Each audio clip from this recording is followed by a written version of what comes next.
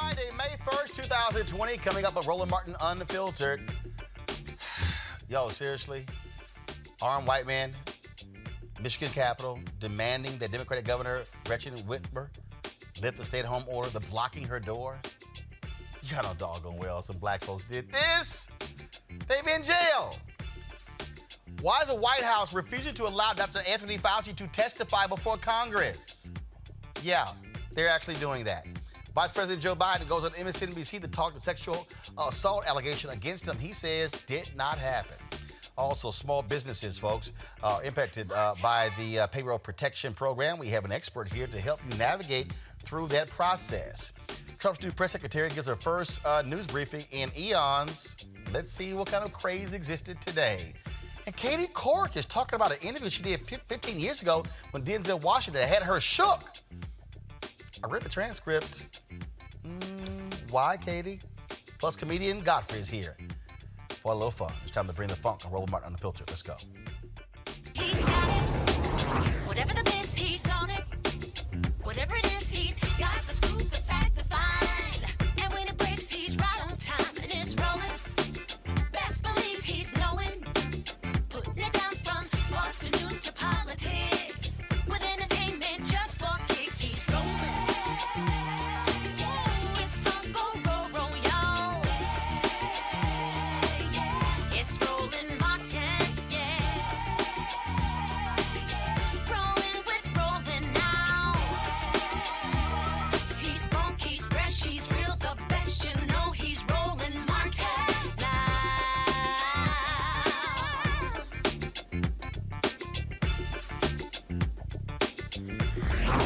Martin. Folks, as of today, 1,112,341 confirmed cases of coronavirus. Folks, 64,914 folks have died. 157,000 are recovering. In his daily briefing, New York Governor Andrew Cuomo reminds us where New York is when it comes to the high infection rates. 30 days ago, coronavirus was rising. Shelter in place goes in. It changes what happens in New York. Now they have seen a decrease in deaths and also hospitalizations. Here's the governor.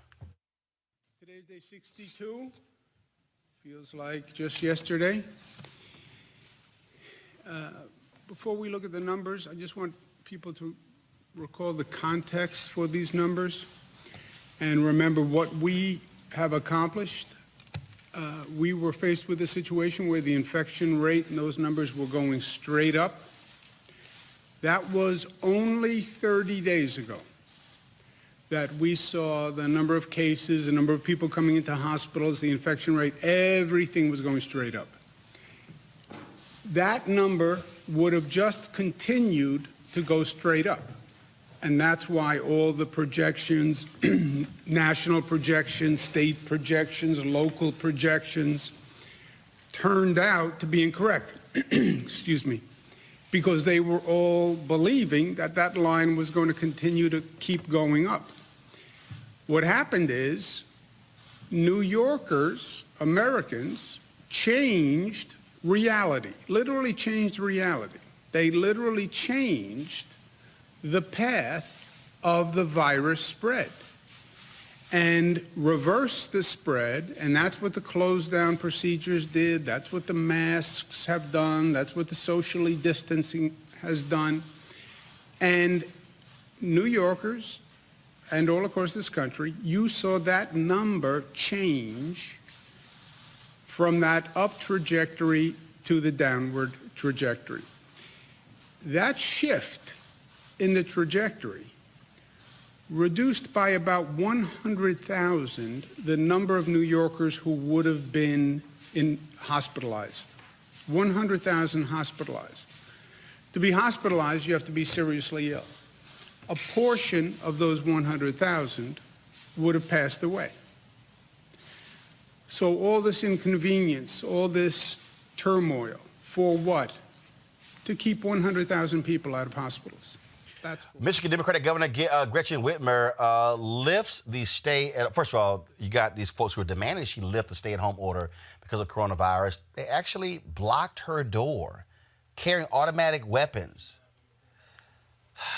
Yo, These people are nuts, y'all. Go ahead and play.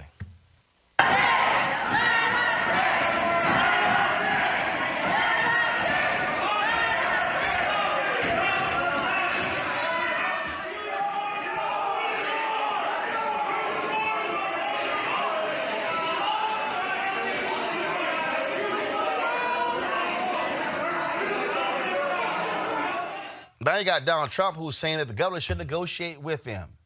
Negotiate with terrorists? Really? Robert Patillo, Executive Director, Rainbow Push Coalition, Peachtree Street Project. Rob Richardson is the host of Disruption Now podcast. Caleb Bethea, Communication Strategist. They all join me. Robert, really? Why the hell should the governor of Michigan listen to any one of these fools? Well, what we have to understand is there's nothing to negotiate. There's nothing to talk about. We have medical experts, we have epidemiologists, we have political leadership who are listening to them, and then we have crazy people with guns. There is nothing to negotiate. We have to follow the procedures which have been working. What we will see right now, and let's understand, remember earlier this month when President Trump and Fauci projected that between 120,000 and 250,000 would die, best case scenario if we followed mitigation. We've been following mitigation, and we are at right around 65,000. We'll probably be at 70,000 by Monday. That projection went through August. At the exact rate we're going right now, we'll be at 130,000 by August. So we're right in line with the projections as they are. And the idea that people want to break that now so they can go, I think there were signs saying, I want to get my hair cut, I want to get something to eat, I want to go to restaurants. Well, that's all well and good for you, but let's understand that if we don't do these mitigation tactics and do not do what we know is working, then those numbers will not be in the hundreds of thousands, but they will be in the millions. And then we will see the spike in infections, the overwhelming of hospitals, the doomsday scenario that we've been avoiding to this point. And there is nothing to negotiate. We know what's working, and we have to continue doing it. Rob, seriously? Look, these people, I thought America, federal government always said we do not negotiate with terrorists. These are domestic terrorists. Yeah, they are domestic terrorists. And there's been a precedent set. If you remember, I think it's Cliven Bundy. That might be his name, the guy who stood up, the rancher that stood up to the federal government. Yep. And he stood up and they met them with guns and the government backed down. See, they have to set, I think the people that have to set a message is actually law and order. They like to talk about law and order only when it's us, but it applies more right now. You're talking about people's lives. And they're not obviously respecting social distancing. They're all up in people's face with guns. And you don't have an absolute right to infringe upon other people's rights. Just because you have a Second Amendment right, you have a First Amendment right. You do not have the right to put others in harm. You don't have the right to threaten people. I think they've crossed the line, and an example needs to be set. And the governor needs to be very clear that these people are not abiding by the law. This is not protest. This is not how you protest. They are trying to intimidate, and they shouldn't be allowed to do it. Kelly, when you see what's happening, first of all, why would the governor of Michigan take any advice from Donald Trump on anything dealing with her state? It is beyond me. I don't even want to comment on that part because there is no rationale behind it. But what I will say to these people who claim to be protesters, like my colleagues have been saying, they really are terrorists because they are protesting against their lives being saved, which is ironic because I promise you a majority of them would consider themselves pro-lifers. So for the government to actually be the most actively pro-life they've been in trying to save our lives during this pandemic, for this for this faction of people to protest against that because of their own selfish reasons. And that's exactly what it is. This is purely selfish. You're not talking about going back to work. You're not talking about, making money and having your livelihood back. You want a haircut. You want some food. You want to sit down at a park somewhere. None of that stuff is relevant if you're dead. And your government is actually trying to prevent that from happening for you. So go back home, sit down and relax and let the government do its job because they can't do their job with you there. The thing here, Robert, that we're looking at, just very simple, is we're looking at individuals who are nonsensical, taking the lead from Donald Trump, talking about take back these states. He wants anarchy. He wants these images because for him, it's, my people are going against that Democrat, these blue state people. That's what he wants. He called for, again, liberate Minnesota, Michigan, Illinois, Virginia, Illinois. You didn't hear him say liberate some of these red states. There's a reason. Well, and in addition to that, I think we can't help but notice the hypocrisy between the way that protesters were treated in Baltimore, how protesters were treated in Ferguson, how the NFL protesters who took a knee were treated by these very same people when they were protesting against governmental injustice. And now these are very fine people who need to be liberated. I think there's a Dr. Jekyll and Mr. Hyde aspect to President Trump. When he's in front of the cameras, when Fauci is there, when Dr. Birx is there, when the officials are there to constrain him in, he can listen to the information. But then in the deep recesses of night, when it's just him and Twitter alone together, he cannot help but go back to being an internet troll and conspiracy theorist. And these are these are his people. These are the people who don't believe the virus numbers, don't believe the death numbers, who believe this is all conspiracy by the deep state of Nancy Pelosi to hurt President Trump's reelection. This level of nonsense puts us all at risk. And I don't know what's more scary, the far right who believe these crazy things, or the far people on the far left who believe that this is a 5G conspiracy by Bill Gates and Oprah to kill us all. We have to get back to believing regular scientific information, do what we know works. We are very good as Americans of sitting in the house and watching TV. Let's keep doing that. You spoke of Dr. Fauci. Let's talk about that. The White House is refusing to allow him to testify before the House Appropriations Committee regarding the coronavirus. They literally said today, nope, we'll figure out a time later for him to testify. Really, Rob? Yeah, look, this is, to my friend Robert, I love him, but there are crazies on the left and on the right, but right now, the only crazies that are going with guns are crazies on the right. And the ones that are putting people at risk are the crazies on the right. And because they have a leader, to your point, Roland, that is willing to do anything. And I actually don't want to give him the benefit of the doubt. I think this is very strategic. I think he wants to go out there and rile people up, get people upset. He thinks it's the only thing he has to really help him win re-election, because he was going to run on the economy, can't run on that. Certainly can't run on stable leadership. Certainly can't. So I don't know. The only thing he has is to make sure that he enrages his base and make them find up this made-up reason, where I do agree with Robert that he's trying to make up some conspiracy, but that's who the man is. He's been that way since the very beginning. So he's doing this with Dr. Fauci because he doesn't want to do anything that might make him look bad, but there's nothing he can do to prevent him from looking bad. He's a bad president. He's a bad leader. He just needs to go. Kelly, look, he's already refused to allow so many other people from testifying. This is no shock at all. And so this is business as usual with this administration. I mean, this entire administration for the past 4 years has proven how corrupt it is, how inept it is, how, frankly, dumb it is. So it's not surprising to me that basically the smartest person in the room right now, being Dr. Fauci, is prohibited from testifying. Just proves to me how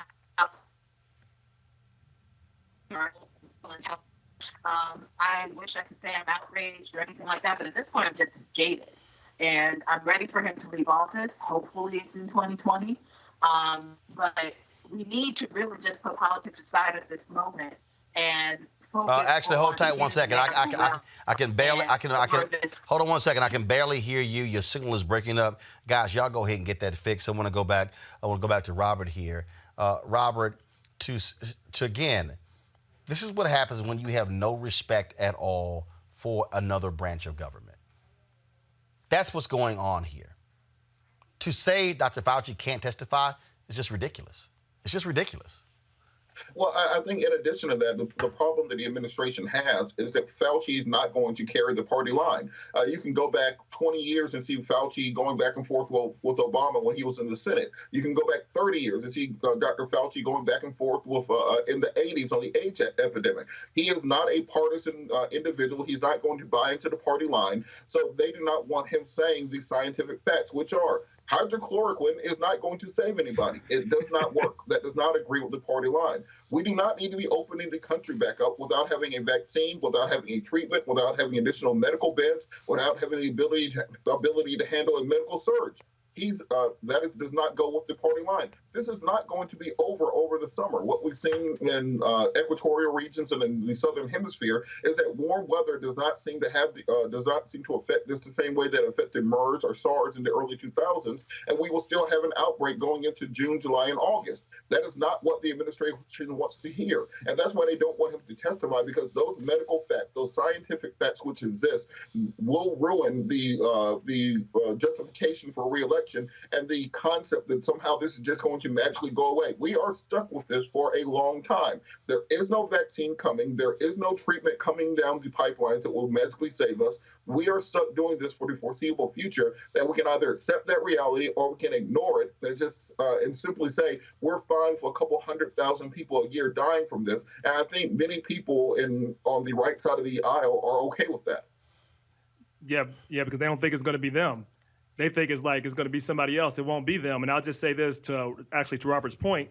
Their whole talking points don't align with reality. They haven't for a while. Here's the thing. We just notice it now because everybody's lives are at stake. So, this president has never been in tune with reality. I think right now the right and those who defend Trump live in an alternate universe that has its own rules, has its own facts, has its own science that none of us understand, but is not aligned with reality. So no one who wants to tell the truth is going to be aligned with Trump. I say that unequivocally. And of course, it's interesting. So yesterday he said that all these polls are lies. They're lies. Now the Republicans are touting the fact that his Gallup poll numbers are back up 6 points. Go to my iPad, please. You show that Trump approval is at 49%, plus 6. Disapproval is at 47%, down 7. His highest numbers also among independents. I'm quite sure, Robert, this will be the latest poll that he tweets out because, he only says polls are fake when his numbers are not good. Well, what we all have to realize is these polls are a snapshot in time. I believe the reason these poll numbers are up is because we're seeing more states reopen. And what our government has done a very poor job of doing is articulating to regular, everyday citizens why exactly the lockdown is taking place, what the virus is, what the plan is going forward. That's why these uneven daily press briefings have been so deleterious to the messaging for normal Americans, because what most people understand is I can't go to work, I don't have any money, I don't know what we're doing. And because of that, by states opening up and it looking like things are getting better, despite there being no scientific basis for it to think that things are getting better, that's why the poll numbers are bumping up. So I think we have to look at these snapshots as just what they are, snapshots in time, and not as any continuous trend, because as we see the effects of the reopening of states with no real plan on dealing with the surge in medical needs, then we'll see the poll numbers change again. Rob? Yeah, I'll just say this. The fact that we look at this and see that we had, 30 million plus jobs lost in about 5 weeks. That is unique, by the way, to the United States of America. The COVID-19 crisis is not unique. How fast our jobs are shedding are unique. Our piss poor response is unique to us. So if people are satisfied with this, it's fine. I mean, you're going to get more of this. So I think these are a snapshot, but I do think this will still be a competitive election. I've said that from the beginning, and it shouldn't be, by the way. But I tell you what, we're going to have to fight for every vote unless you want to keep the same course of craziness going, because if you think it's bad now, it'll pick up on all types of steam if he gets reelected. This whole issue in terms of as we talk about reopening, but also when we talk about testing. Joining us right now is Dr. Leanne J. Webb. She's assistant professor of emergency medicine at the University of Virginia School of Medicine. And so certainly glad we're here. First, Dr. Webb, I just want to give our condolences to your friend, of course, the emergency room doctor out of New York, who passed away earlier this week. And so it's certainly been very tough for so many of doctors having to deal with this, and we've been hearing, we've had them on the show, and we're hearing from medical people who were just overwhelmed with the onslaught of what's happening around this country, and it's actually not slowing down. Part of the scare is that we're not doing enough testing, so everybody's like, this thing could easily ramp up that quickly. Yeah, I think you're absolutely right. Thank you for the condolences. What I will say about Dr. Breen was that she was a wonderful medical director, which is basically my direct supervisor or boss when I was working at New York Presbyterian, the Allen Hospital. And she really was a fierce and passionate advocate, both for the physicians that worked under her as well as the patients. I have many great stories about her being an advocate for patients, and she will always, in our minds, be a hero. Yeah, we're mourning her loss in a really heavy way. So in terms of the testing, we have not tested enough people yet. And so, there's a lot of talk about reopening the economy. But what we know is that there have been certain guidelines set forth, some of them by the White House Task Force, some of them by the CDC. And what we ultimately know is that these are only guidelines, right? And so our Constitution is not set up so that at the federal level, they hold all of the control over what's going on from a public health standpoint. So they've issued these guidelines, and the states take it upon themselves to follow the guidelines or to not follow the guidelines. And in many cases, there are states actually skipping steps here in this phase approach to reopening, and that's very concerning.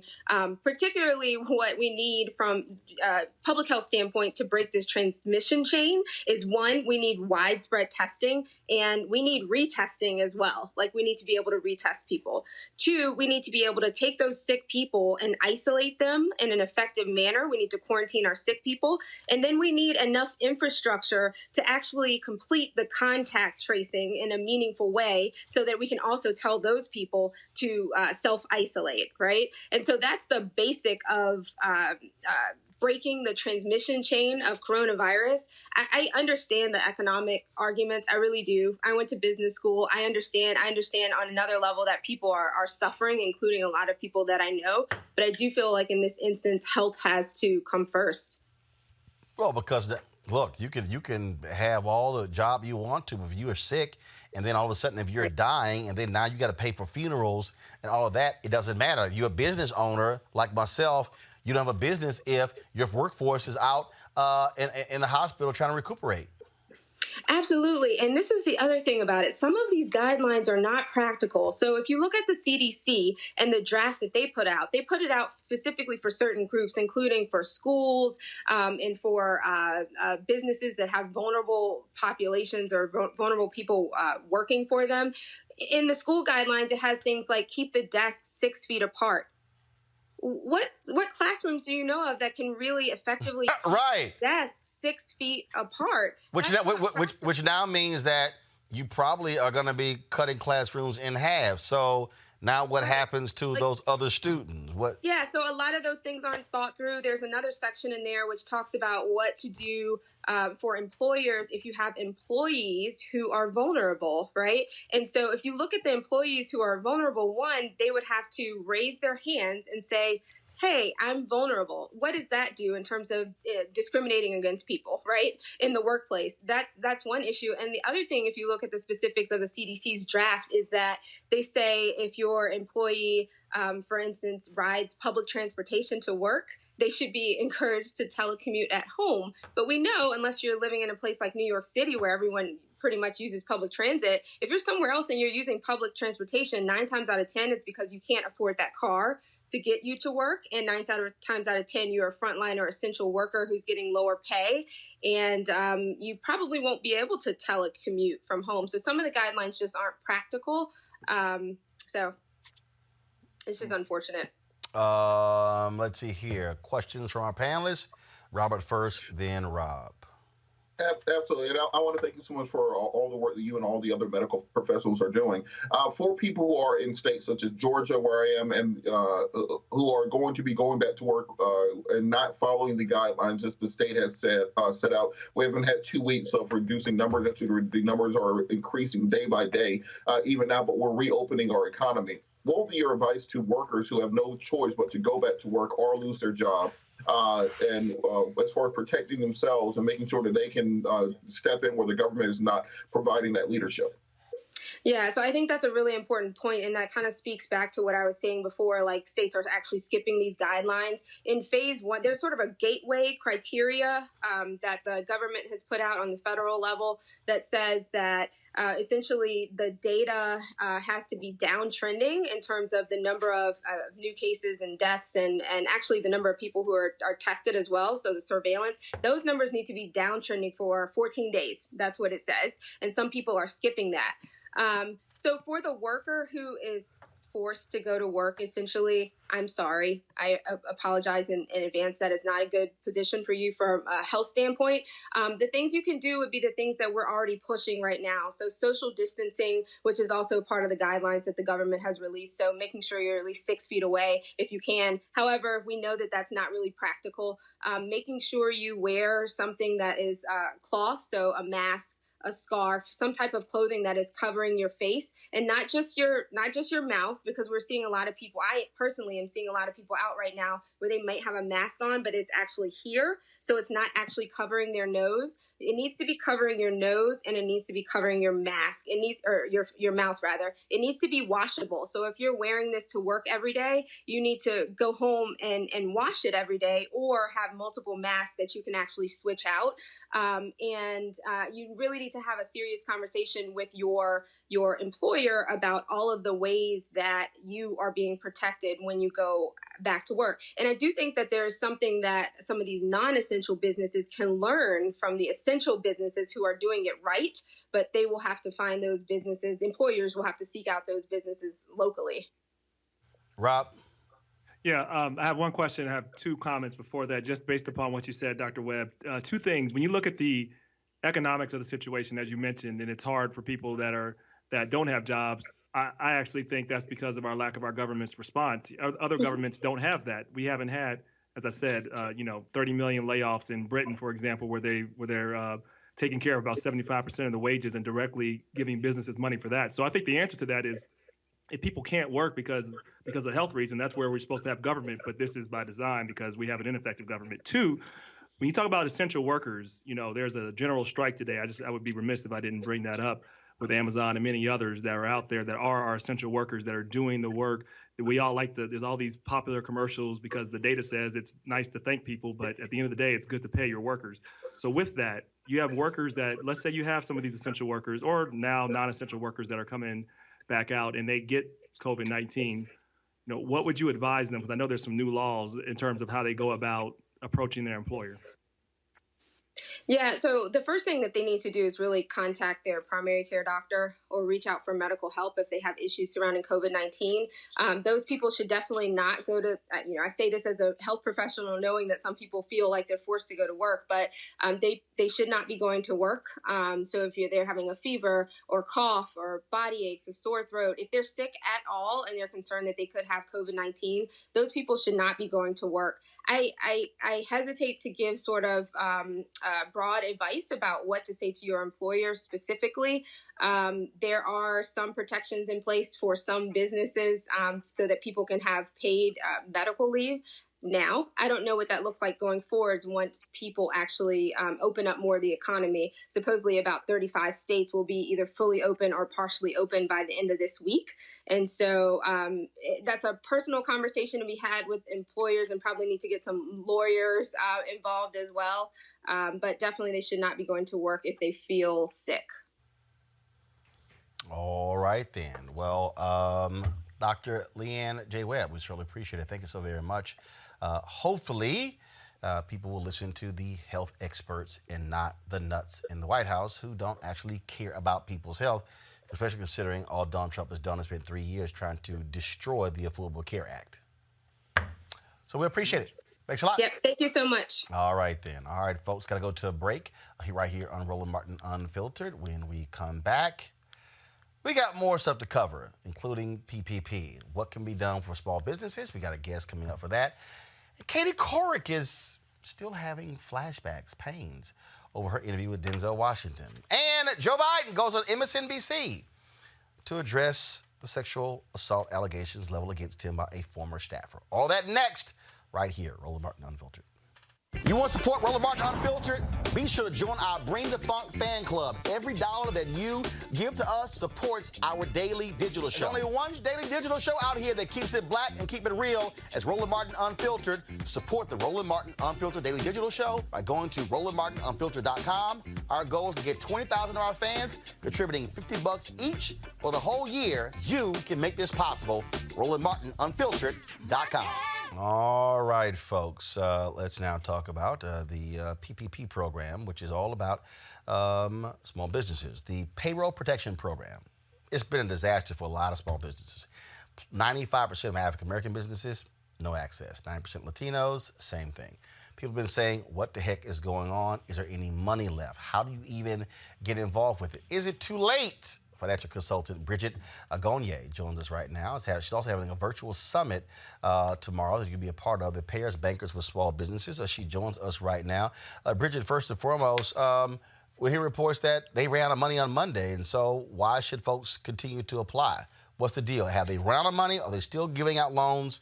What's the status?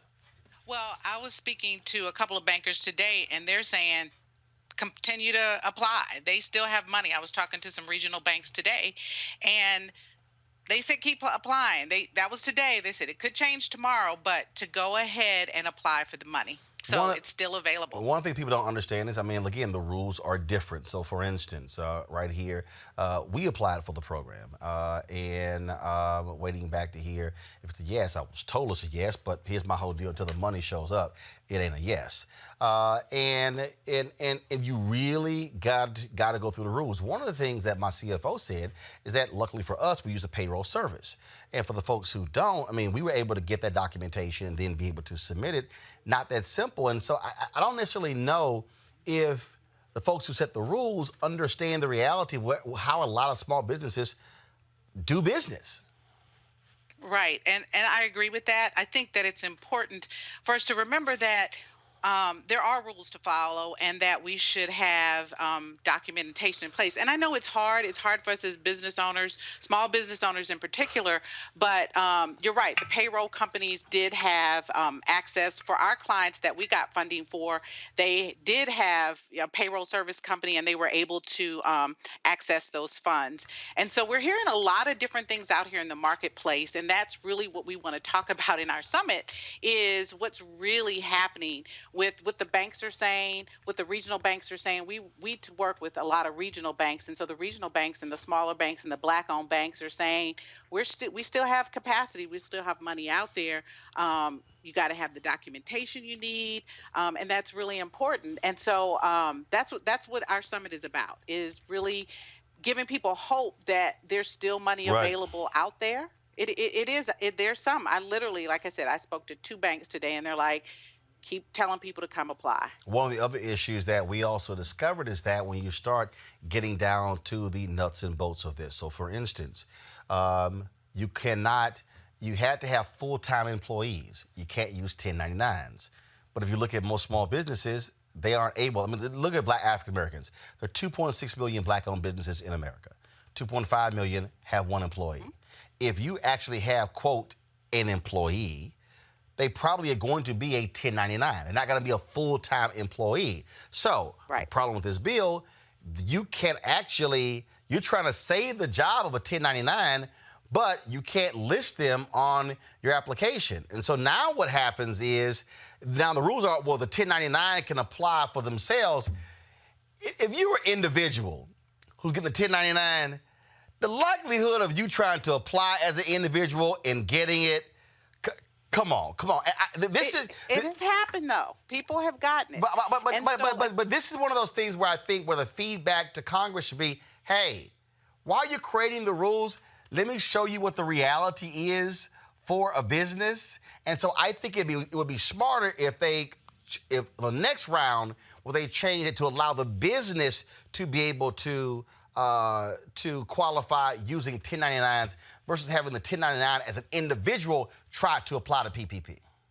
Right. So, I totally get that, and I understand wholeheartedly about the 1099 situation. What happens, though, is that as 1099 contractors, you're putting yourself out to be a business. That's what it is. And so it's also up to the business owner to make sure that they're classifying their people as W-2 employees. I know we're trying to minimize taxes, but somebody still has to pay those taxes. So there's a lot to this that we need to understand as businesses and business owners, because I get it. My clients have 1099 contractors. I have 1099 contractors as a CPA firm as well, and we have to play by the rules, even though the rules are hard for us. And so it's like, how do we work with our banks and the businesses that we work with, to make sure that we're being able to get the resources that we need. The money's there. 1099 contractors can apply. There's the EIDL that people could apply for. I think it's important to have the conversation not only about right now. I know people are hurting and they need funds, they need resources, and we want to bring hope with our summit to say, hey, look, this is what you have to do. This is the rules of the game. And sometimes we just don't know the rules of the game. So if we don't know the rules of the game, then when all this legislation comes out, we're not operating accordingly. So then we get missed out. So it's a both and, right? It's like, are the business owners doing what they're supposed to in terms of having their employees classified the way that they are the employees or the W-2 contractors understanding what the implications are of being a 1099? So we got to look at this really holistically and making sure that everybody's doing their part. And yes, I agree, Martin. Most of our businesses are small mom and pop businesses, but are they really businesses? You know what I mean? And so the rules are set up for businesses. And so, again, for us with the summit, we want to talk about how you can establish a relationship with your bank to make sure that this doesn't happen, and that maybe you get the funding, get funding before a crisis happens and being positioned for it. And are we really running our businesses like we really should? And so we want, again, it's about really, COVID is now, it's going to go away. We're living a new normal. Are we prepared for the next level? Are we prepared for the next round? And that's really what we're here to talk about. That's what our summit is about, is saying, look, let's do what we can, keep applying for the money, get help where you can, get the money, and the EIDL money is still slowly coming too. I mean, part of the problem is that the banks aren't able to process as many as they have. I talked to one bank that said, let's say we process 100 banks a year, we're doing 100 a week. So some of it is the money's just not getting out fast enough, even though they have it in their coffers, just because they're regulated. They got to make sure they meet the regulations that they're required to. The banks, because if they give this money out and there's fraud or there's other things going on, they're responsible for it. So the banks are kind of itchy about, okay, how am I going to make sure that I'm not going to be stuck holding the bag because will the SBA honor the guarantee that they said they're going to give us? When are we going to get paid? So the banks are nervous too. And so they're slowly, getting through process internally so that they are able to make sure that they can serve their customers and the people that they work with. And so the big banks, what they did was they found their best customers. As we've heard stories about, these Fortune 500 companies that are getting PPP money, that's who it wasn't intended for. So the wrong people are getting the money. And so well, then whose fault is that? What happened with the regulation that it was for people with 500 employees or less, but large corporates are getting the money? So we have to be really careful about, okay, where's the real problem? What's the real holdup? This has never happened before. The banks have never had to do this before. The SBA has never had to do this before. So we're all trying to figure it out. We're trying to make sure that people can get money, they can survive. And I was listening to the speakers before. I mean, this is, as we all know, I'm not saying anything no one knows. We're in unprecedented times, and it's like, okay, what do we do to prepare for what life, the new normal, is going to be? And we really want to encourage people that a new normal is coming, and to be mindful of that and to be ready for the new normal. So all right, how can folks, what time is the summit? Where can they access it? The summit is tomorrow from 10 a.m. to 2 p.m. We have a bit.ly link. It's bit.ly Not Your Average Banker Summit. And we have a host of people that'll be there. We have bankers, we have business owners, and we're going to be talking about how do you build relationships with your bankers? How do you grow your business? How do you remain hopeful in this time? So we're going to give great information about, banking relationships, business relationships, and how important those things are. So 10 a.m. to 2 p.m. Eastern Standard Time. It's a free event. You must register in order to participate. And so we hope as many of your listeners and followers will come and join us and hear our conversation. I think it's going to be really helpful for a lot of people. All right, then. We certainly appreciate it. Thank you so very much. And Thank you for having me. And good luck with it. Okay, great. Thank you so much. Thank you so very much. All right, folks. All these things are critically important. Now, folks, let's talk about Vice President Joe Biden. Of course, he's a Democratic presidential candidate. Gave an exclusive interview today to Mika Brzezinski on MSNBC's Morning Joe, where he addressed sexual assault allegations leveled against him by former staffer Tara Reade. Would you please go on the record with the American people? Did you sexually assault Tara Reade? No, it is not true. I'm saying unequivocally, it never happened. And it didn't. It never happened. I'm going to play a little bit more of that. I want to bring, though, my panel back in, Rob Richardson, Robert Patillo, and Kelly Bethea. Kelly, first of all, the Republicans have been really pushing this thing. They've been critical of media saying you're not covering it. Joe Biden finally comes out and says it. He now has sent a letter to the Senate saying that because they can't find that. She says that she filed a complaint in 1993. The Senate says we have no record of the complaint. He has now sent a letter saying it's time for them. They should try to find that. Should Biden have come out to address this? Was it proper? And what do you make of all of this?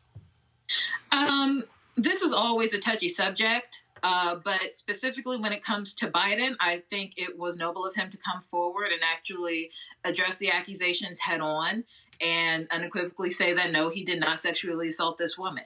I am not one to believe one person over the other until all the facts are out there. So for now, I just appreciate the fact that he's standing up for himself and Tara Reade is standing up for herself, and let the chips fall where they may. This is why. Go ahead. I'm sorry. Go ahead.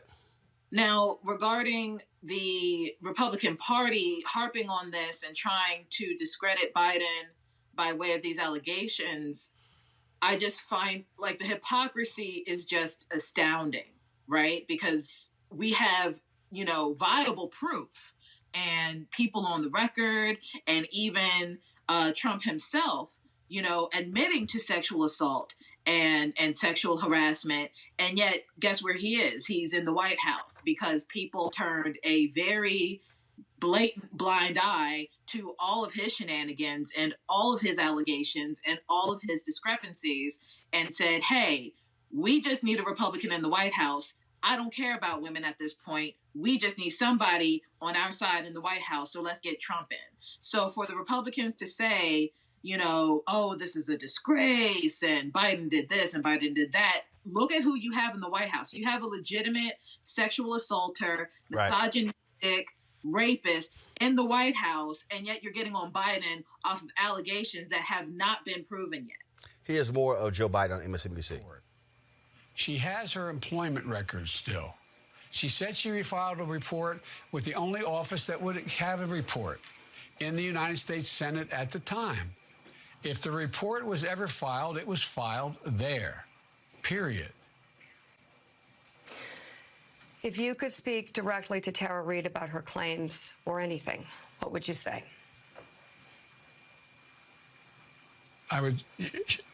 This never, ever happened. I don't know what is motivating her. I don't know what's behind any of it, but it's irrelevant. It never happened. It never happened, period. I'm not going to start questioning her motive. I'm not going to get into that. I'm not going to go after Tara Reade for saying these things. It's simple. What are the facts? Do any of the things she said, do they add up? It never happened. Mr. Vice President, Stay with us. We're going to take a 1-minute break, and then Joe and Willie will join with. So, Robert, this is what we're looking at. First of all, Democrats are in a conundrum because obviously with Kavanaugh, Christine Blasey Ford, and all these other different stories, it was believe women. Now there are people who are saying listen to women. Lisa Milano got into some hot water, folks with the whole Me Too deal. And what this is highlighting, Robert, is the issue that people have been raising, and that is, how do you handle these allegations? I look at the people, and Justin Fairfax, the Lieutenant Governor of Virginia. Look, you were one of the people who were saying that after he was accused that he should resign and clear his name. So I'll ask you, should Joe Biden resign and clear his name? Absolutely. I've been consistent on this. I think he should suspend his campaign. He should clear up these allegations and go into the general election. Well, if he did not do anything, clear up the allegations and go into the general election with this not being an issue anymore. So how if do you work in his office? Then there should be other employees who work there. There should be other people who could testify to it. There should be Senate records. There should be he can take a lie detector. Get all of your information together. Don't try to juggle these things at one time, because as we've seen with Justin Fairfax, that when you try to do both at one time, you can't be effective at doing either. I said the same thing for Kavanaugh. I've been consistent with it because I don't think that it benefits either the person who's being falsely accused or the accuser if you're trying to continue your job or continue with a campaign or continue for Senate confirmation while these things are swirling. So you get your information together, you present your case to the public, you clear your name, and then you proceed. But Robert, how do you do that though if here you are running for president? Your Democratic nominee. How do you drop out? And how here's the deal. How do you again, I'm using the standard that you laid out with Justin Fairfax, which was resign from office and clear your name and you could come back and run again. You're Joe wait. So you're Joe Biden. What do? You say, you know what? Find another nominee. And because if this isn't cleared up before the convention, find yourself another nominee. I can't run. I need to go clear my name, and I'll come back in 4 years and run for president? Really? No, you remember back in 2008 when McCain and Obama both suspended their campaigns to deal with the aftermath. No. Robert,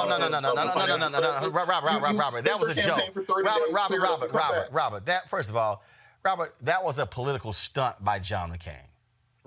That wasn't a real suspending of a campaign. That was a stunt. Obama didn't do it. And his own people said it was a stunt. That's exactly what happened. Look, you announce you're suspending the campaign. You get your information together. You clear it up. You do have to do more than one interview with Mika Brzezinski for the issue to go away, and then you can come back with a clean slate. So this isn't dogging you going into the general election. Rob, because if you don't have it cleared up, it's going to continue to be this conundrum, as people are saying. Rob, I don't see. First of all, show me, Rob. How do you clear it up? How do you clear it up? It really isn't possible, and it is tough for the Democrats because they set a really high standard. Essentially, when anyone makes an accusation, you have to pretty much just go with the accusation. I would just say, most of the time people don't lie about accusations, but that doesn't mean people don't lie. So, and I've actually been very consistent on this too. So, if he should go forward. And if he didn't do it, and he says very resolutely he didn't, he moves forward. I mean, there's nothing else to do. As Ronald Reagan once said, by the way, when you're explaining you're losing, that would be a bad idea, what Robert is saying, because then you're suspending your campaign. If you didn't do it, you look like you are guilty. People will assume that maybe you did do something. So I see no benefit in him suspending his campaign. He said it didn't happen, and unless there's unless they have more to show that her claims actually have more proof to it, then we have to move forward, because it's really hard to talk about something that happened 30 years ago absent really, really compelling evidence. Kelly, and I'm using for Fairfax, I'm using all of these different stories, and that is this here. Someone accuses you of doing something. You say, I didn't do it. Okay. How do you actually prove it happened? Or how do you prove it didn't happen? In this case, she's saying he took me to a side hallway in the Senate in 1993. He was vetted by the Obama people. Vice presidential vetting ain't an easy thing. None of this came up. Now we've seen reports where she said, oh, I didn't say anything because I liked Obama. Then she came out last year and said he was inappropriate with me. But then now she came out this year and said, I was raped. I was sexually assaulted. So how does the public go somewhere? Because you would think that you would have said, I was sexually assaulted last year, not just he's been inappropriate. Now, I'm just trying to... I understand. I understand the confusion. I understand, how this could not be in her favor. What I will say, first of all, I've never been, to my knowledge, sexually assaulted in this manner. I have been sexually harassed. I do know what it's like to have to hide a story and try to move on with my life without having to bring it up. That being said, I empathize with the trajectory of this story simply because we have very powerful people in play. So the fact that she went from, oh, he touched me to he raped me, I'm not necessarily concerned about that because it could be true. It could be the fact that she was trying to mitigate the accusation so that the speculation and the scrutiny on her wouldn't be as intense. Because we've seen what happens to these women in the press. We've seen what happens in the court of public opinion and with these women and these potential victims, alleged victims rather, when the facts come out in piecemeal or when they come out whole. They are the ones who are dragged apart. They are the ones who are just harassed and mudslung upon and all of these things. We just saw, what was it, last year? Kavanaugh's victim. She had everything.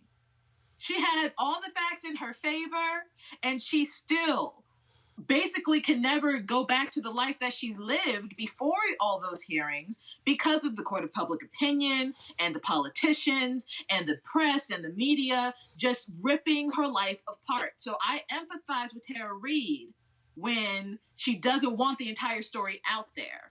But all that being said, again, there is no proof. There is nothing there outside of her word that says that Biden assaulted her in any regard. Considering that this was 30 years ago and there's no record of it, the odds are not in her favor of justice being served in any case. So with Rob's point about him resigning or, stepping away from the campaign in order to do X, Y, and Z, I don't necessarily think that's a great idea either. Because, again, let's just say that she is lying. I'm not saying that she is, but it does happen. If she is lying, then he just upended his entire presidential campaign for what? So, again, we just need to see how this plays out as it's playing out.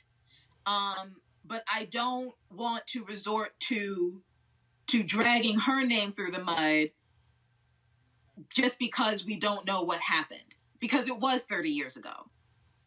Right. Robert, again, so as we begin to look at this here, now you have, of course, the Democratic Party, the Republican Party wants to make hay out of this. Now they're saying, oh, Joe, turn over this, turn over that. I'm sorry. Of anybody who should not be talking, it's Roland McDaniel, Romney, the head of the Republican Party. It's Kellyanne Conway. It's Mercedes Schlapp, any of them. Donald Trump has not turned over tax returns. Donald Trump is being sued by porn stars. He's paid off porn stars. He has had numerous allegations of sexual harassment and assault against him. Really? They actually have room to talk?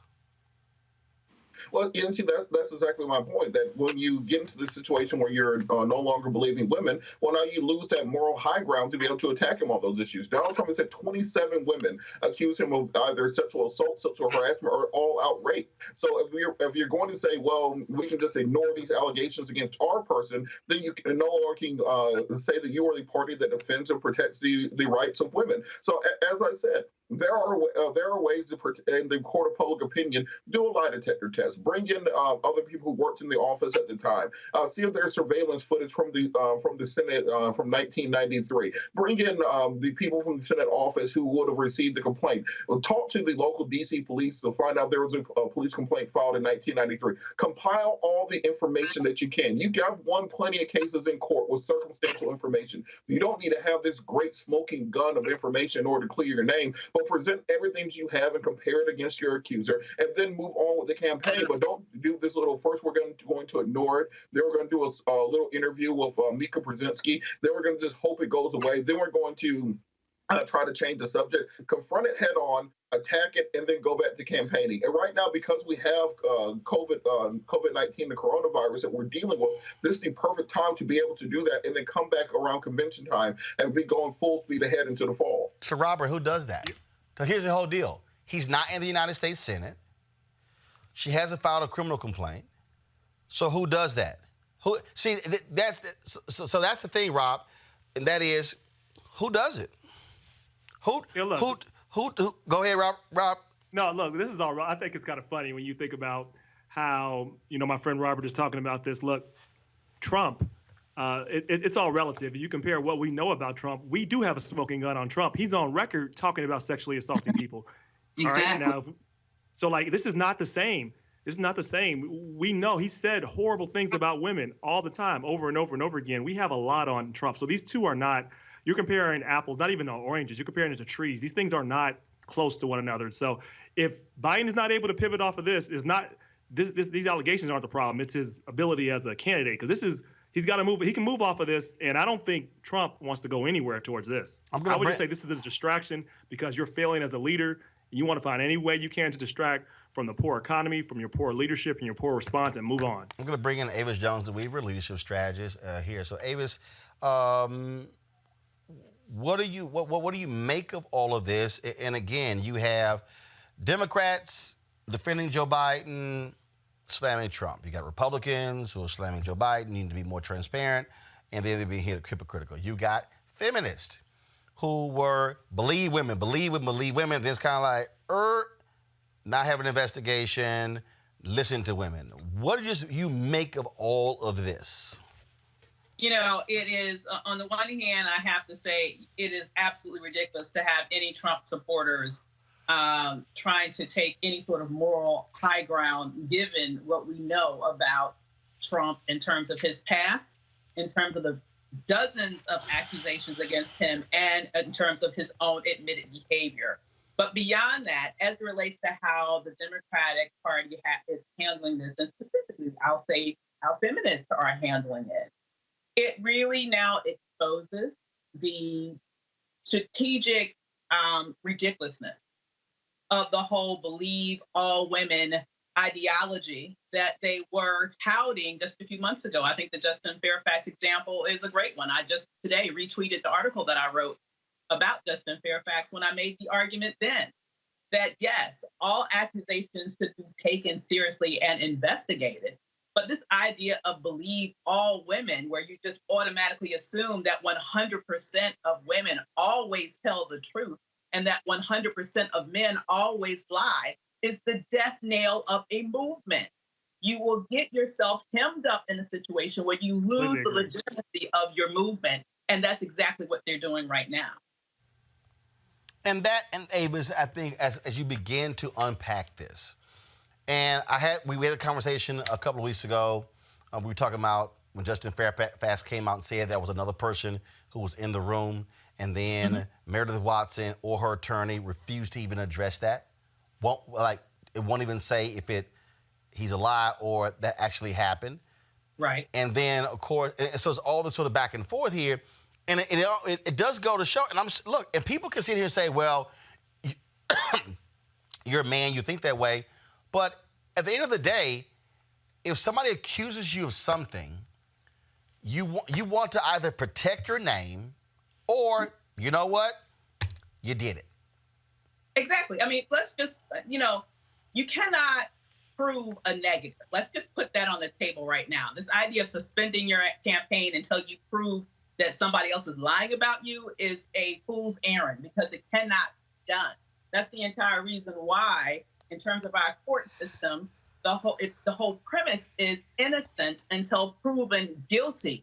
You have the prosecutor whose job is to prove that the accusations against you are correct. It's not your job to come up in here and prove that the person who accusing you is lying, because it's hard to prove that a lie is a lie. But I will say that, what is going on in terms of what evidence we do have with regards to the accusations that are currently thrown against Vice President Biden do show that there are some legitimate questions that can be raised. So, for example, this issue about the complaint that was supposed to be filed back in 1993, she says that it was filed. The New York Times looked for it because they needed to be able to have some evidence, right, to report it. They couldn't find any evidence of it. But she did say that she has all of her employment records back to 1990. Now, I personally don't understand how one can save employment records all the way back to 1993, yet you don't save the one complaint that you claim had a traumatic effect on your life. That, to me, is illogical. That undermines her credibility to me. Also, what undermines her credibility is that all the way up until 2017, she was, in fact, very pro-Biden in all of her public stances. She was, in fact, tweeting tweets and retweeting and liking tweets and talking about what a strong fighter he was, specifically on the issue of sexual assault against women. And then something seemed to happen. If you look at her history in terms of her social media behavior and her writings, things changed back in 2018 when she started to write and produce a lot of pro-Putin propaganda. Let's just say that. That started back in 2018. And then this year, she became very strongly pro-Bernie Sanders. And that's when she began to attack Biden. So something shifted in her in very recent history. So, all of these things make me question the legitimacy of her accusations. And I think all of these things need to be taken into account, not just some blind assumption that just because someone says something happened 30 years ago with zero proof of that someone to actually suspend his campaign and then to go on a fool's errand to make some sort of proof that a record that she can't even produce wasn't filed? How in the world can you do that? Kelly, do you believe that, on the Republican side, this is really the goal? Follow me. It's to force the conversation, because now all of a sudden it's Joe, release this, release that. So does this become the new emails of the 2016?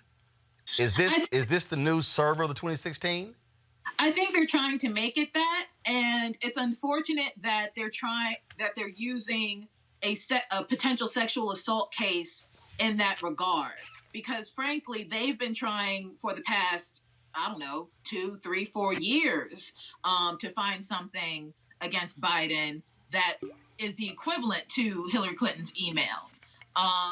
Unfortunately, they found something that is the equivalent of a rape case. And it involves a third party who, frankly, shouldn't be involved because it's not even about her, according to the Republicans. Like, they are literally just trying to find a nail in the coffin regardless. And if you really think about it from that perspective, what they're doing is really insidious and very callous on behalf of Tara Reade. Because let's just say that nothing happened and the Republicans are pushing this narrative onto her. Now her reputation's ruined and she's, basically defiled by court of public opinion and Monica Lewinsky, so to speak. And for what? If you're so threatened of Biden's presence, then do something legitimate. Don't do this, especially something that is entirely hypocritical of the Republican Party, considering who they supported as president in 2016. And they also don't care. I mean, this is who the Republican Party is. Yeah, and I want to bring up, I love the real floaters, Michelle Obama, her famous saying, when they go low, we go high. I changed that a little bit. When they go low, you hit them directly in the chest. Like, listen, so he needs to fight back. This is not something you can continue just take the high ground. You might miss their head. You need to make sure that when people attack you, you attack back. You can do this without being dishonest, but you can't do it being weak. And I'm not saying he's being weak, but I'm saying they need to come. They're going to do everything possible to win this election. The only way that the Republicans are going to win the election is through disinformation, through trying to suppress the vote, through trying to cheat, through trying to put out false information. I think we're going to see a whole nother level that we've never seen in this election before. And so I just hope that the Biden campaign is prepared for that, because they're going to see things that have never been done before. But here's the deal, though, Robert. Can you actually fight back? I'm going to use Justin Fairfax again. There are people who literally called for his resignation within the first 5 minutes when the story dropped. Former Governor Terry McAuliffe was one of those people. There are a number of other people who said, he got to go, he got to go, he got to go. But they're not saying that about Joe Biden. And so what's next? What do you see as next? Well, as I said, what I think should happen next is he gathers his information. He addresses the issue one time. He addresses it authoritatively. You get affidavits from everybody who was involved at the time. You talk to the Senate office where complaints were filed to get an affidavit from somebody there, or even a statement from them to say that nothing was filed. You gather every piece of information that you can. You present it to the court of public opinion, and then you move on from it. What we saw with President Trump, the reason that President Trump has been able to survive every sexual assault or sexual impropriety allegation against him is for one reason. He addresses them one way. He says yes and then he moves on from it. He doesn't care what the answer is. He doesn't get down into the weeds. He doesn't get down into the minutia. He says he addresses it one time. He moves on to the next subject, and he never talks about it again. And I think that's what Joe Biden's going to have to do. You bring your evidence, you address it one time, and then you move on to the rest. Yeah, but Robert, here's the deal, though. Donald Trump never bring any evidence. Here's the reality. The reason Donald Trump's been able to do that is because his party is standing with him. The difference here is Democrats are a hell of a lot more going, hey, we got to look at this. Look at how Democrats dealt with Al Franken. Right. Look how they dealt with John Conyers. You had what was the short fat dude, Blake, Ryan, Ryan the Hole, whatever his name is. Dude, he stayed in Congress several months after that before he finally resigned. The difference between the Republican Party and the Democrat Party is that the Democrats will get rid of one of their own and go, oh, this is so tough. Republicans will go, damn that, we in power. Whatever the hell, move on. That's actually the difference, Robert.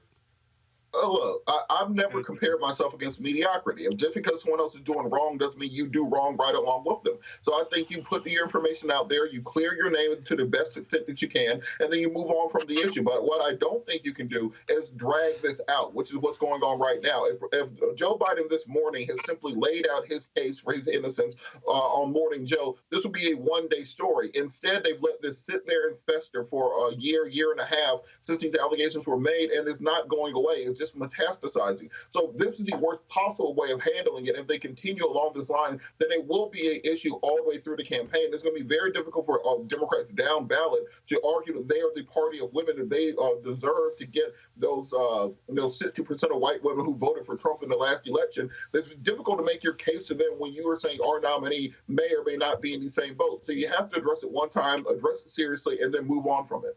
Final comment on this topic, Rob, Kelly, then Avis.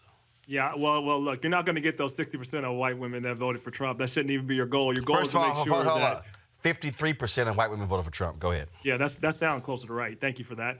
And you probably won't get those. So the goal is to make sure that you get your people out. And I tell you, you don't win anything with weakness. If he didn't do it, you go back strong. And you don't attack her. You attack the Republican Party. You attack all those who put her up to this to say that all they want to do is to distract you. And they want to use sexual assault, knowing that they are guilty of supporting a predator. We need to get him out of office because they will do anything to distract you from the disaster that they're doing. Just stick on the message. Kelly? I just think, again, it's entirely hypocritical of the Republicans to be going this route in terms of their mode of attack towards Biden, considering who they have in office. But regardless, Biden should definitely stay on the campaign. He should keep fighting to win the presidency. Unfortunately, this is just a blip in the road, hopefully. But Roland, your point about, the Democrats, kind of rolling over when it comes to court of public opinion, we cannot afford to do that anymore. That was, noble of us back before Trump was president, before Trump was president. We can't afford to do that anymore. And it's not necessarily because of power. It's because just the way things are right now, we don't have time for niceties. We don't have time to uphold morals and, put us on this pedestal of greatness when we are literally having to go in the gutter just to get back to normalcy. We can't afford to be high in the clouds anymore. When they go low, we go high. That's cute. When we actually have a middle ground, we don't have that anymore.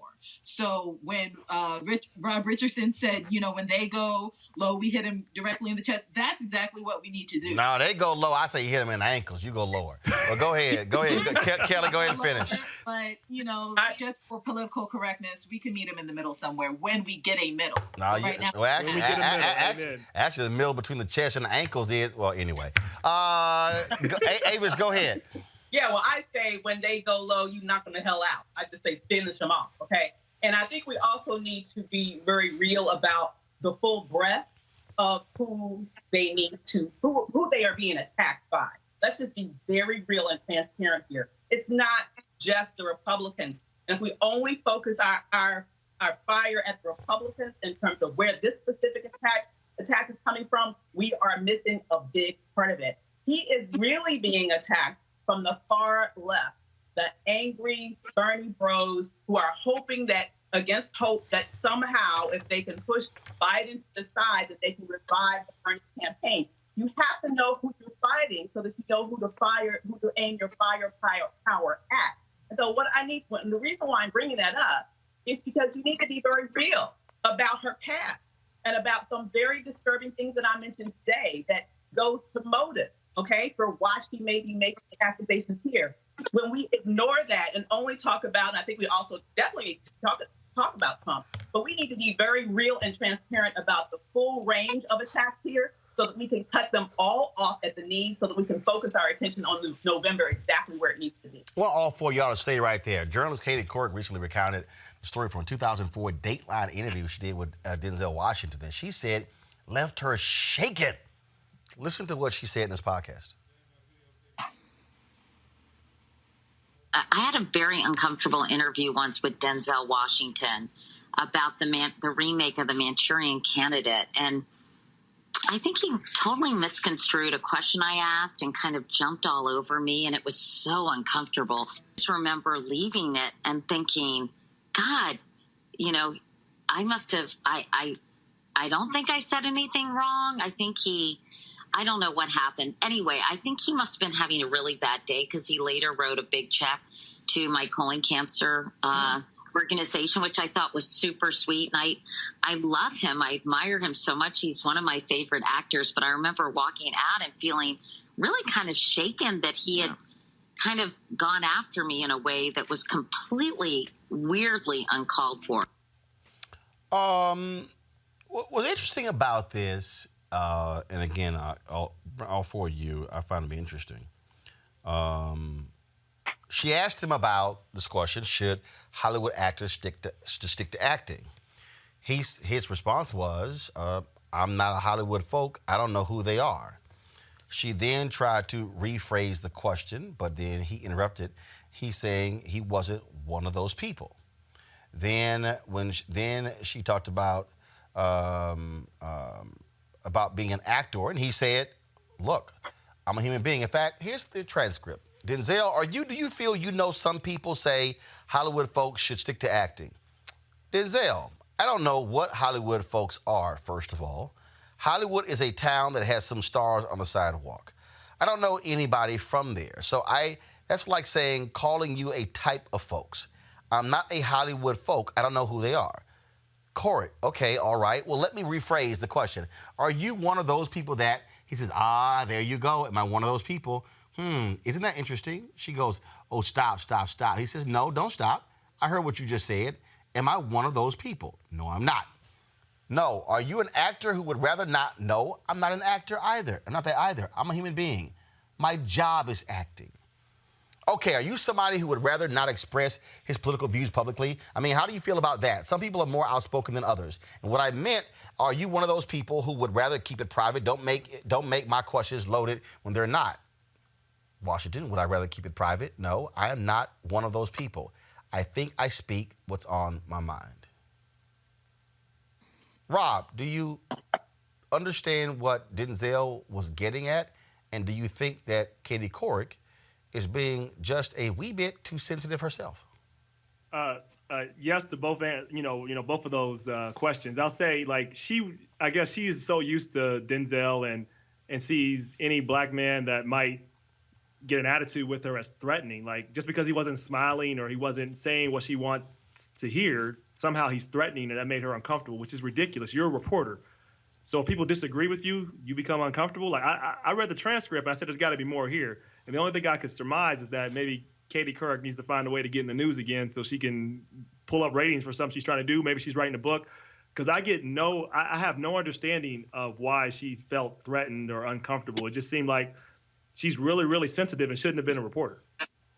Kelly.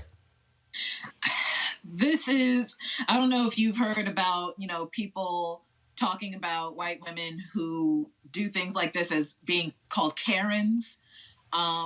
This is definitely a Karen move. And I hate the fact that they call it Karen because my mother's name is Karen and, I digress. But for her to go this far over something that is over a decade old, 16 years old? This interview Manchurian came out in 2004. And in 2020, you bring up something that happened 16 years ago that frankly you actually did do. You did look like journalists know how to ask questions to glean the answer that they're looking for. So the fact that Denzel Washington did not fall for the trap of basically saying actors should stay in their lane, she probably felt threatened by the fact that he didn't fall for her trap, not the fact that he actually stood up for himself. So that is the real key here. She really did load onto a question. It's a leading question. Lawyers do it. Journalists do it. People who want to trap people into questions do it all the time.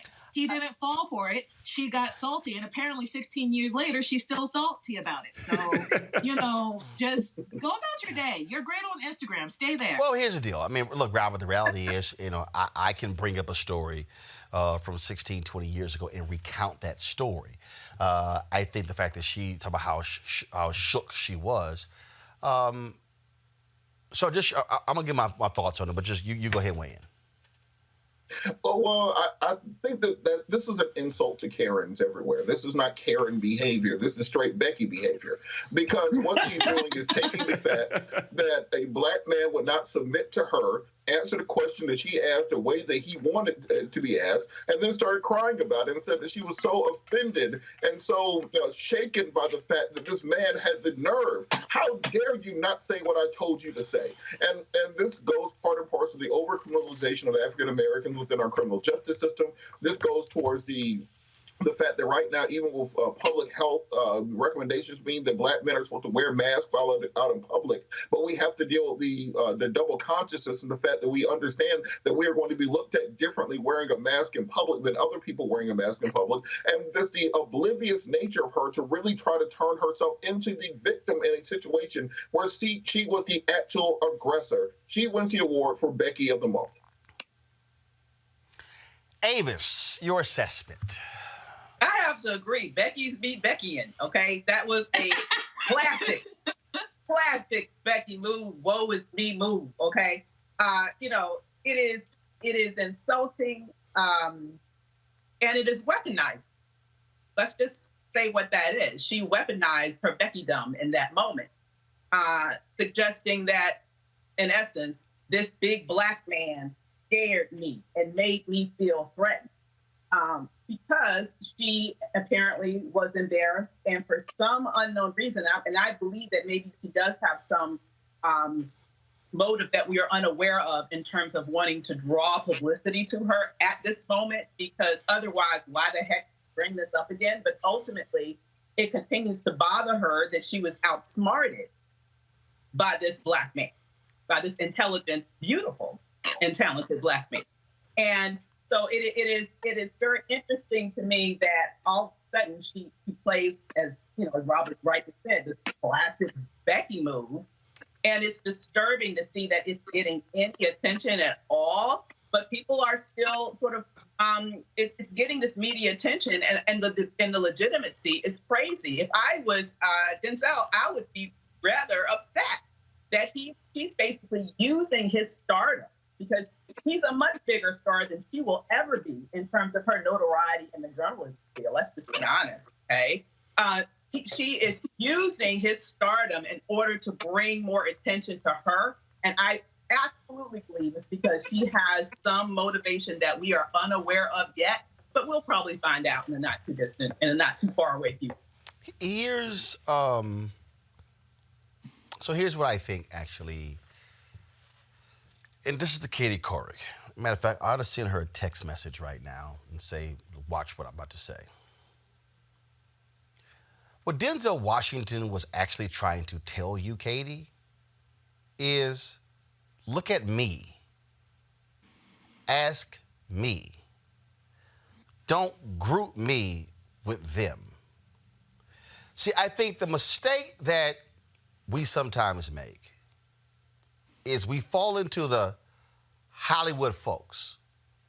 Pull the transcript back up. I'm going to walk y'all through this so you can understand. And I'm going to put myself in terms of where Denzel is. So pull the transcript up, please.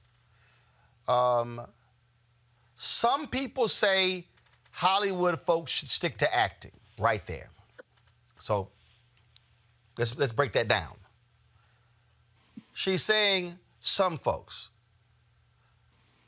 I've gotten those type of questions, and then I go, who are some folks? Name some people. Like, what's the basis of the question? It actually is a lazy way for us to be able to ask the question, because what we're doing is we're not putting the onus on ourselves. We're putting it on some people. And then you say Hollywood folks. Well, who are Hollywood folks? Ingenue Ellis is an actress who lives in Mississippi.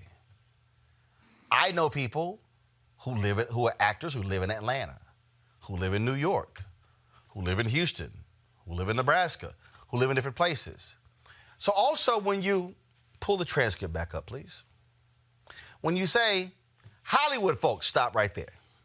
What that means is I'm not placing you in the category with them. That's that other thing, because the phrase Hollywood folks actually evokes a particular thing in your mind. Oh, give you an example. And my panel I'll ask them, what are some of the traditional phrases we hear that define Hollywood folks? Y'all spit some out. Elite, effete, left-wing, liberals. Or, what else? What else? That was going to be what I used. No. What do we hear? Limousine liberals. If you use that phrase, it automatically evokes Hollywood. Mm-hmm. Also, left coast, Hollywood. Yep. When in fact, the left coast on a map is the entire left part of the country. So what does that mean? Washington State, Oregon, California. Y'all, it's some conservative places in California. But that's not what they mean. See, these phrases are being used for a reason. Transcript, please. So when you say, he says, I don't know what Hollywood folks are. First of all, Hollywood is a town. There's some stars on the sidewalk. I don't know anybody from there. So that's like saying, calling you a type of folks. I'm not a Hollywood folk. I don't know what they are. She goes, let me rephrase the question. Are you one of those people? Boom, right there. First of all, why are you automatically going to one of those people? This is all you have to say. transcript back up, please. Because you see, she was going down to the whole deal of, in terms of politics. Yep. It's all, what Denzel was trying to say is, stop associating me with everyone else. In fact, the interview was Denzel, Meryl Streep, and I think it was Lee Schreiber. I can't remember who the third person was. Meryl Streep is actually far more of a vocal activist. What Denzel is saying, ask me. Look at me. Look at me. Transcript. When she says, no, are you an actor who would rather? He goes, stop. I'm a human being. My job is acting. What Denzel was saying, Katie, look at me. And simply say, Denzel, why aren't you more vocal on politics?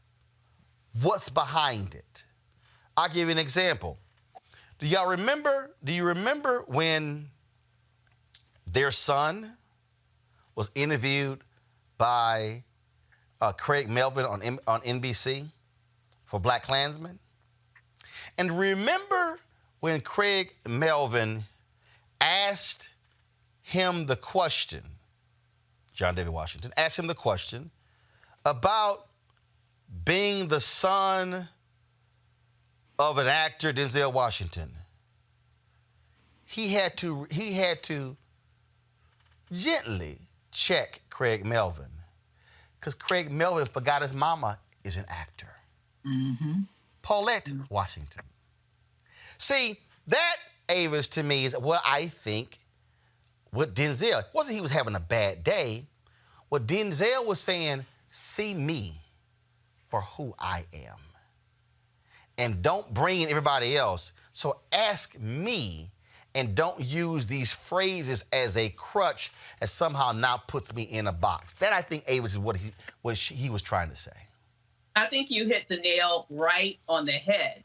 And that makes sense in every sense of the word, especially since we all know that the reality and struggles and the experience of Black actors, I would say, are discernibly different from the Hollywood life that she was in, the Hollywood experience that the typical white actor and white actresses have. And so in trying to sort of lump him into this big sort of a Hollywood muddle, she was putting him in that same experience. And I would bet my last dime that he had a discernibly different experience in Hollywood than some of his peers who are in that same industry. And so I can understand why he's saying, don't just sit here and lump me into some of this sort of abstract Hollywood notion that I don't align with, that doesn't reflect my life, doesn't reflect my values, doesn't reflect my experiences, does not reflect my history. See me and ask me the question. And that's exactly the stance he should have taken, because to do otherwise would have been a misguided assumption. And that, I think, for so many people, not really understanding this whole notion of look at me. So it's no different than Rob and Kelly, if you're interviewing a musician. And it's like, whoa, don't associate me with them. Talk to me. Don't group me with what? No. Talk to me. I'm not them. I'm not. If I'm interviewing Chuck D, I'm not asking Chuck D about what Lil Wayne, what Migos, what 50 Cent, what Boosie. Chuck, like, whoa, that ain't me. How they roll, not how I roll. That, to me, I think is really what my man was saying. Yeah, look, I actually think this is very simple. She knew that too. Again, she's looking to promote herself right now, look like the victim, and she knows that it would get play. She's talking about Denzel Washington, and she wanted to. And it's even better if he says something about it, because then the story continues. It continues. She's definitely doing this for promotion. there was nothing wrong with how he answered that question, and I don't really understand her outrage. I just don't, and I have no sympathy for it. Zero zilch. So I do want to play. I think this is the clip, Kelly, where John David Washington was talking. Where John David Washington was talking about his mother, and it was sort of like, don't just narrow this whole thing down. Okay, so watch this. As you got started in this business, being the son of Denzel Washington was... And Pauletta Washington. And Paul, thank you. And who Pauletta was Washington. earning more money than he was when they married, before they got married. She was on Broadway working. She paid for the first date. She paid the bill, paid the cab ride. So, a classically trained pianist, went to Juilliard. She's a great artist in her own right, and I learned a lot from her. My father taught me how to hunt. My mother taught me how to love. This portion of the interview. That is what happens when, one, you listen to your subject and you don't simply put them in a box, Kelly. Absolutely. Actually, that's one of my favorite interviews from John David Washington. During that time, when he was on that press cycle for Klansmen, he had to say that a lot to quite a few interviewers. And it was a little bit disheartening because either way, let's just say that these reporters did their jobs, actually did thorough research and said, the son of Denzel and Pauletta Washington. You're still limiting an actor who is making his way up, who has a body of work in his own right. You're still limiting him to whatever his parents did. You're still limiting him to someone else's body of work. And then worse, you're limiting what he wants to do with what his parents did. So it's one of those things where you have to let people be who they are, and understand that just because you're affiliated with one group of people doesn't mean that you are that group of people. You are your own individual. And I see this a lot when it comes to people interviewing Black people as a whole. It's like you limit them to just being a singer. You limit them to just being an actor or a dancer or something in entertainment. And the implication therein is that you're not smart enough to reach this level of intellect that I'm trying to engage with you. And that's just entirely false, specifically when it comes to Denzel Washington. So the fact that Katie Couric even went there, the fact that the implications were just there in general, she was definitely doing a Becky. I like Becky over Karen. I feel like we should replace Karen with Katie altogether just because of this debacle. But yes, I agree with that. Last point here, Robert. You know what? I really think, Robert, I really think what Katie Couric should do is go back and actually watch the interview again, and then take what Denzel said and then say, let me put myself in his shoes. I think she would understand it maybe a lot different. But when I read the transcript, I saw it and I went, yeah, I know exactly. And the reason why I find it to be interesting is because, and this actually happened.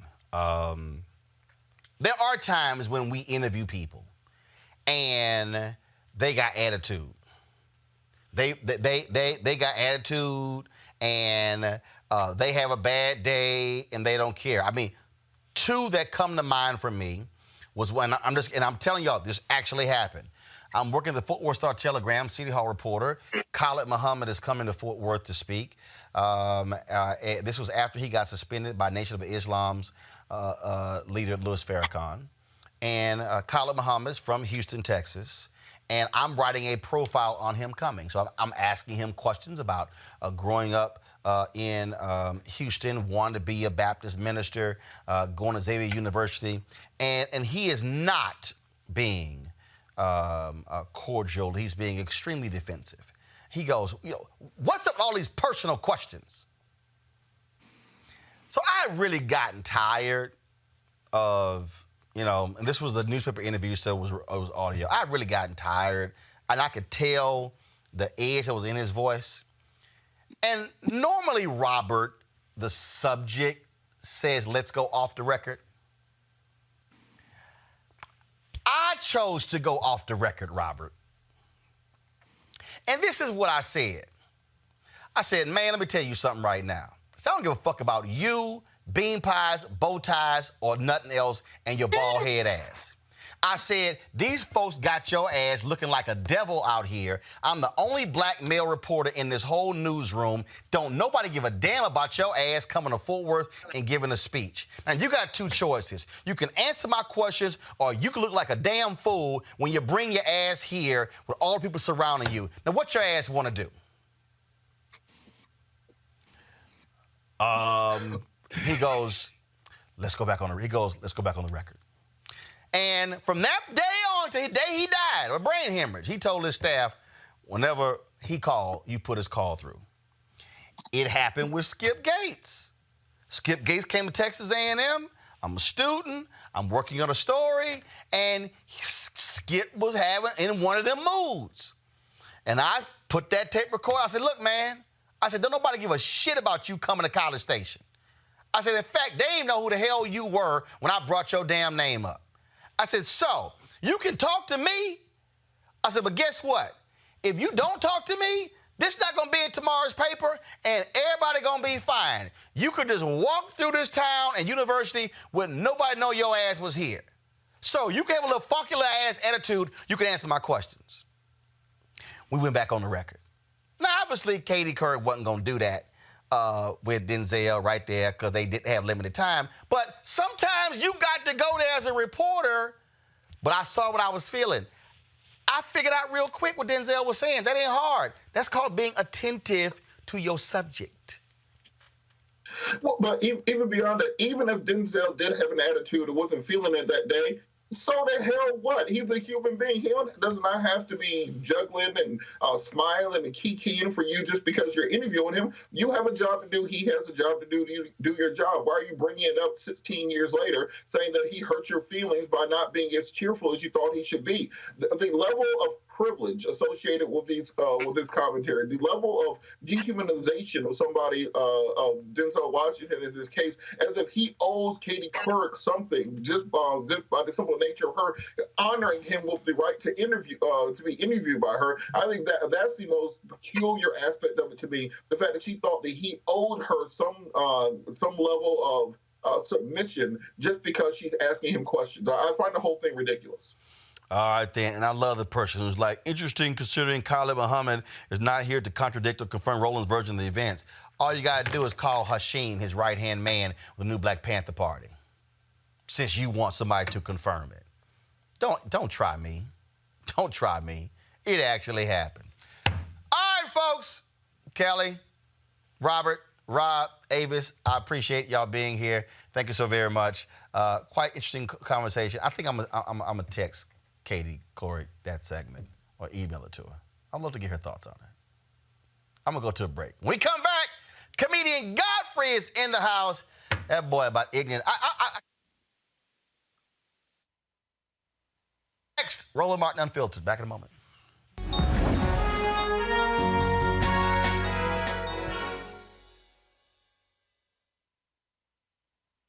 I would have never been able to raise 5 kids alone without this excellent job and the security of my union working closely with my employer to make sure that I got the raises I deserved, that I had the medical benefits I deserved, that my children needed, making sure I have job security, making sure that I'm overall successful. It's exciting to keep making a difference. It's exciting to just be part of such a great cause involving people, which is what I love to do.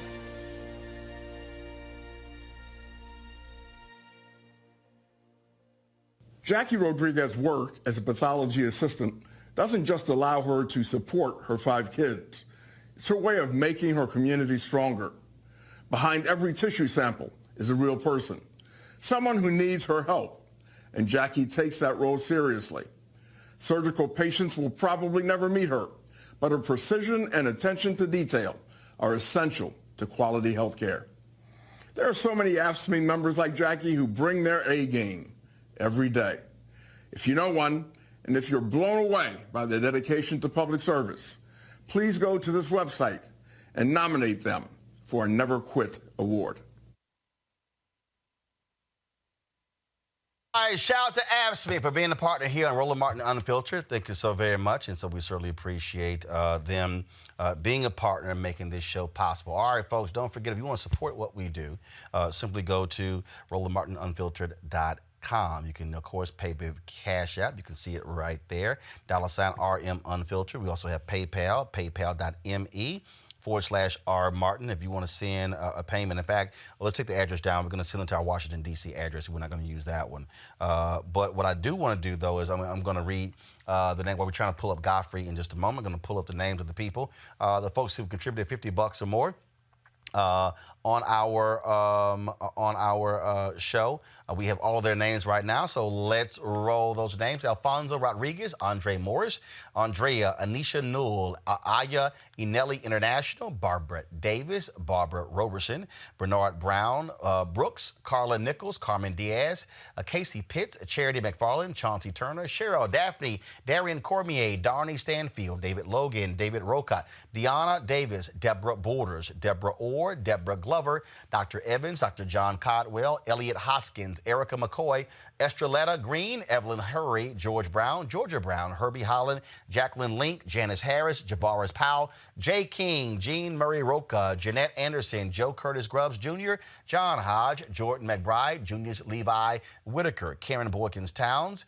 Y'all, it's the third time we done Karen. Keenan, come on now. Katricia Nolan, KC Digital Storyteller LLC, Kevin Glenn, Kim Coakley, Land Communications Corp, Latasha Teague, Linda Scope, Love to Praise Ministry, Mac Frost, Mark Hockett, Mary Tucker, Michael Young, Monique Drain, Paula Gilliam, Peters Full Stack Applications, Progress for All, Reginald Fields, Ricky Brown, Robin Brown, Ron Brew, Roosevelt Carey, Sahara Threats, Samuel Crutcher, Shanae Sampson, Sherry Lake, Sean Graham, Thomas Lee, Tomas Varela, Tony Gibson, Tony Foster, Tracy Harbin, Udo Salters Photography, Ujama Educational Technologies, Vanessa Williams, Vonda Jackson, Rolanda Hollins, Wayne Mitchell, Yvette, Conneal Robinson, Zelda Owens. We certainly appreciate all of them joining our Bring the Funk fan club. If you want to, again, have your name, personal shout out, just simply Cash App, PayPal, or go to RolandMartinUnfiltered.com, PayPal.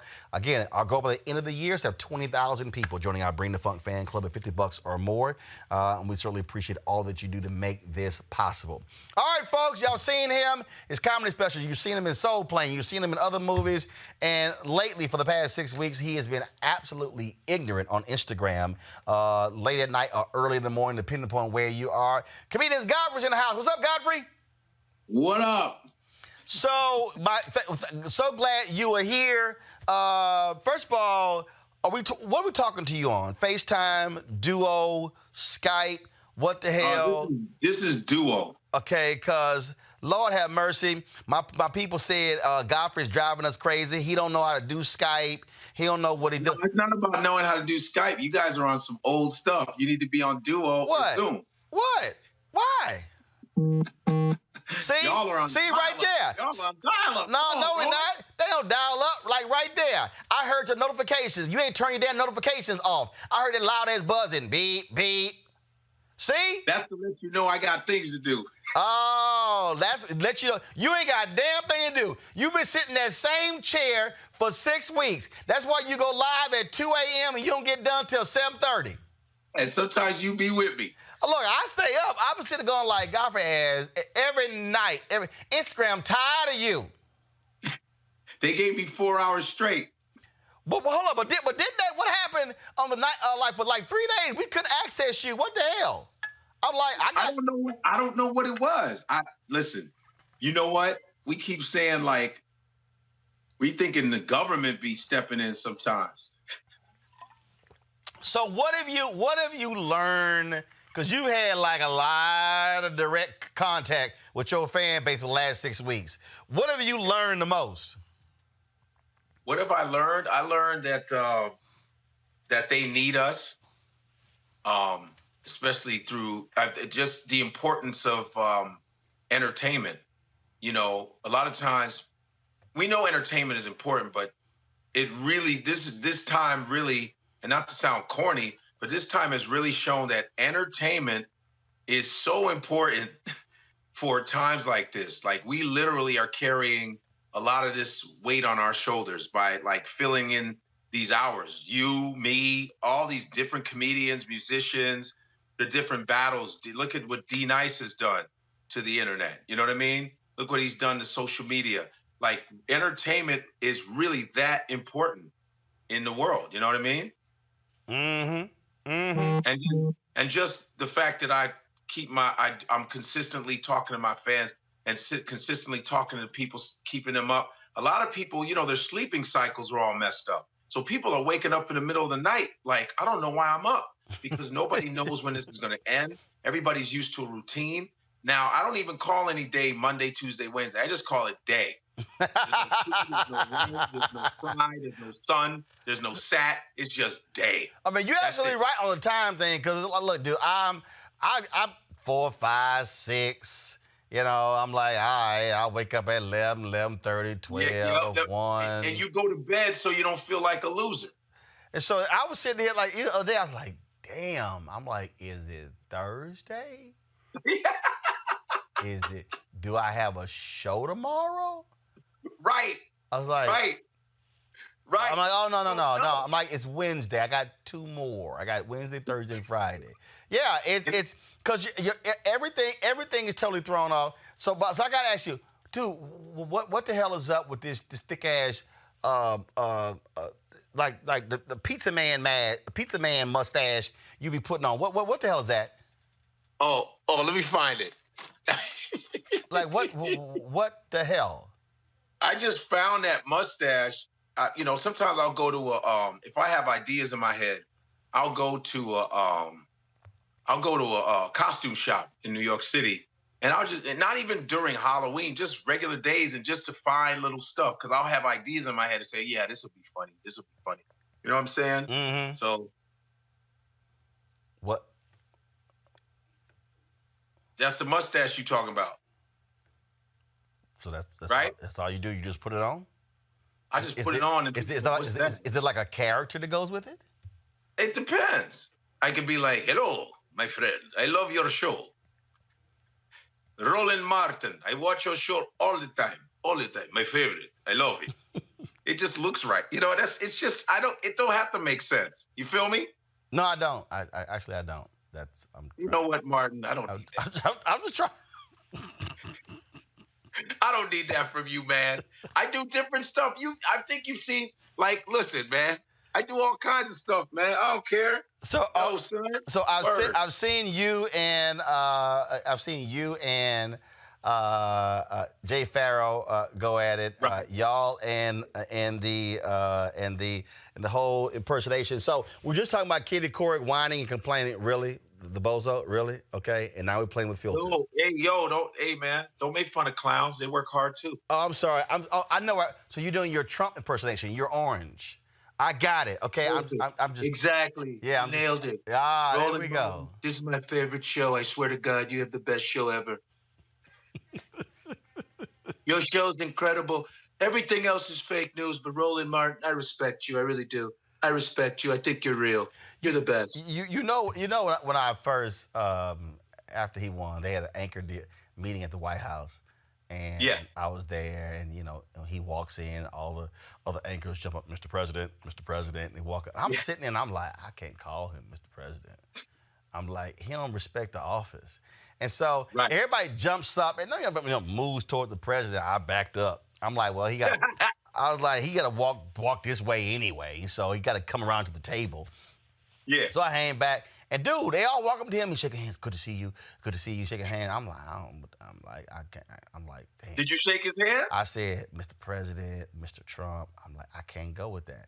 So he finally walks over, sticks his hands out. He goes, good to see you. I go, hi. Straight up, dog. The words, Mr. President, were not gonna come out my mouth. Wow. I literally went, hi. Oh. No, you gotta understand. You gotta understand. I've interviewed President George H.W. Bush. Right. President George W. Bush. Yeah. Bill Clinton when he was running. Okay? Right. Met several times President Jimmy Carter. All right? Damn. President Barack Obama. All right? Wow. This is the 6th United States president that I've personally met. Hi. That's all. Wow. That's all that can come out, bro. That's it. I couldn't. That was nothing else that was gonna come out. Oh hell! What? Whoo! You tested me. You're supposed to address me as president. You're rude. I don't like you. I think you're very disrespectful. I can't believe you did that. I caught you. I'm at his house. I knew it was you. You're really wrong. I don't really like what you did. You should have said, Mr. President, you're a piece. I don't like you. This is not real news. It's all fake. It's all fake. It really is. We were just talking about Katie Couric being a little upset with Denzel. Don't you do a Denzel impersonation, or was that Jay Farrell? It's everybody does. There's a couple of guys that do Denzel. Dean Edwards is a comedian who was the first to do Denzel Washington, and then we all did our version from him. And everybody does. Katie Couric said something about Denzel. You know, I don't know. She felt she got treated a little bad. She was a little shook when she interviewed him in 2004. And Denzel probably said, "Oh, so is that what you're saying? Is that what you're going to tell me? That you're going to ask me dumb questions? I don't really have time for it." Everybody in here who asks questions are not going to get the right answers. So I think this interview is over. Yo, okay, so out of all people, who is your absolute favorite impersonation? Who you just like doing the most? I like, man. The most. Okay, give me two. All right, give me two. I'm really enjoying Shannon Sharp. Okay, give me Shannon. Skip, listen, Skip. Now, I've been in the NFL for a long time, Skip. See, Skip, come on now. All these players don't even understand, Skip, that it's a psychological situation, Skip. I ain't got time to be arguing with these boys, Skip. They don't understand. Once you get the money, Skip, man, you better save your dollar. That's what I'm saying, Skip.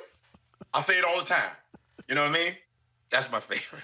Oh, Lord. I'm sitting sharing the text right now saying, Godfrey's killing you. All right. What's your other one? I've never met Shannon Sharp, and I would love to meet him, maybe talk to him, but I know he'll beat my ass because I've seen him. He lifts like 225 pounds about 25 times.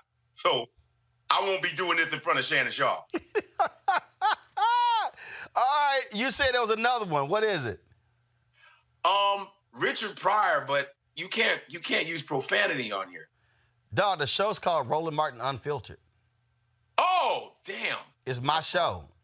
My Richard Pryor, I take a lot of pride in, man, because a lot of people can't do him, and I've done him.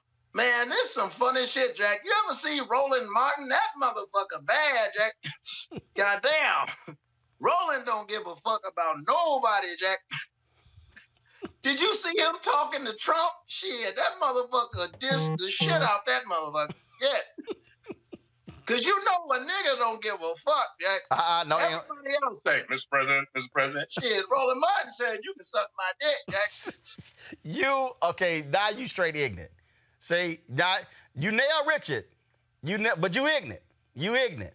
And here's the deal, N-word is not allowed anywhere, but you were impersonating Richard Pryor. I was exactly. Right, you were impersonating. I'm not an N-word user like that. Right. But I was using, and my Paul Mooney's pretty good. I know me and Paul Mooney?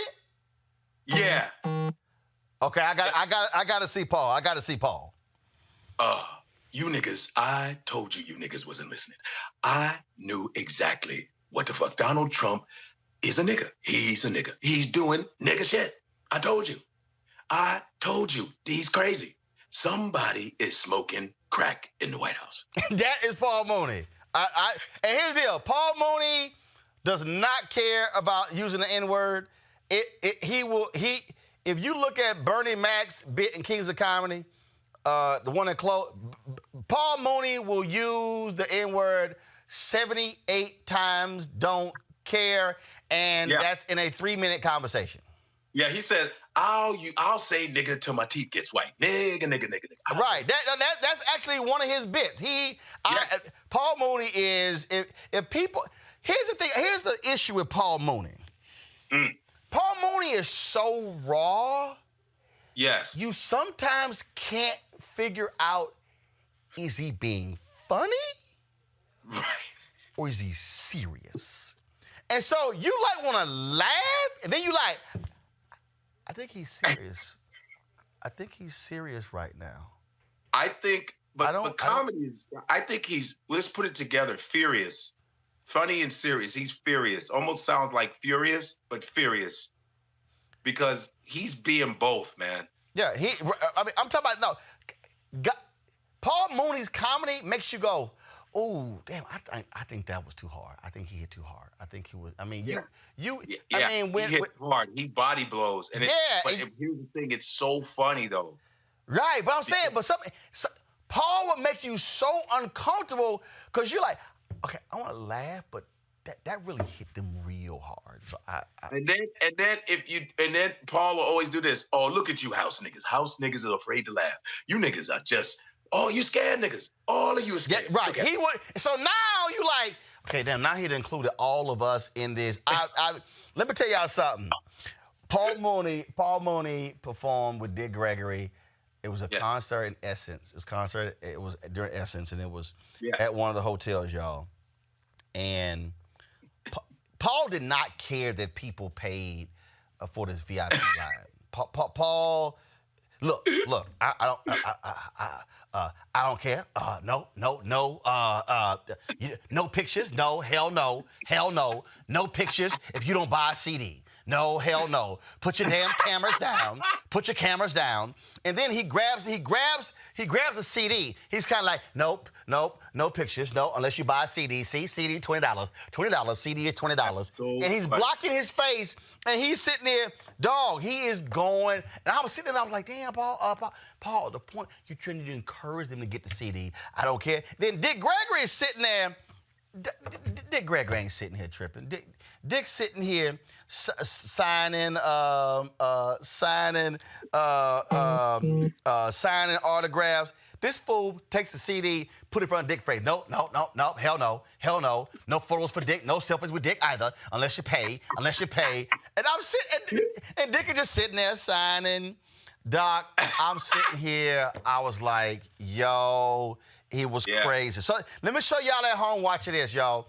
So in 2000, I guess it was 2009, NABJ had our convention in Tampa with the Sports Task Force Party, and I walked somebody outside to the cab, and y'all, this actually happened.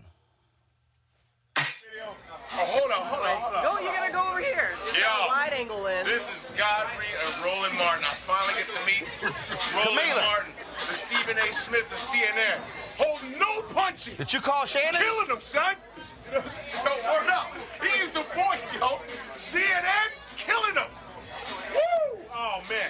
All during the Barack campaign, he was killing him. He was shutting down that Republican, that Latin lady that was annoying. Buses fell out of there. Remember when that one old lady said that Obama has a problem because he's black? That mumbling, stupid, that translator, you were like, what are you talking about?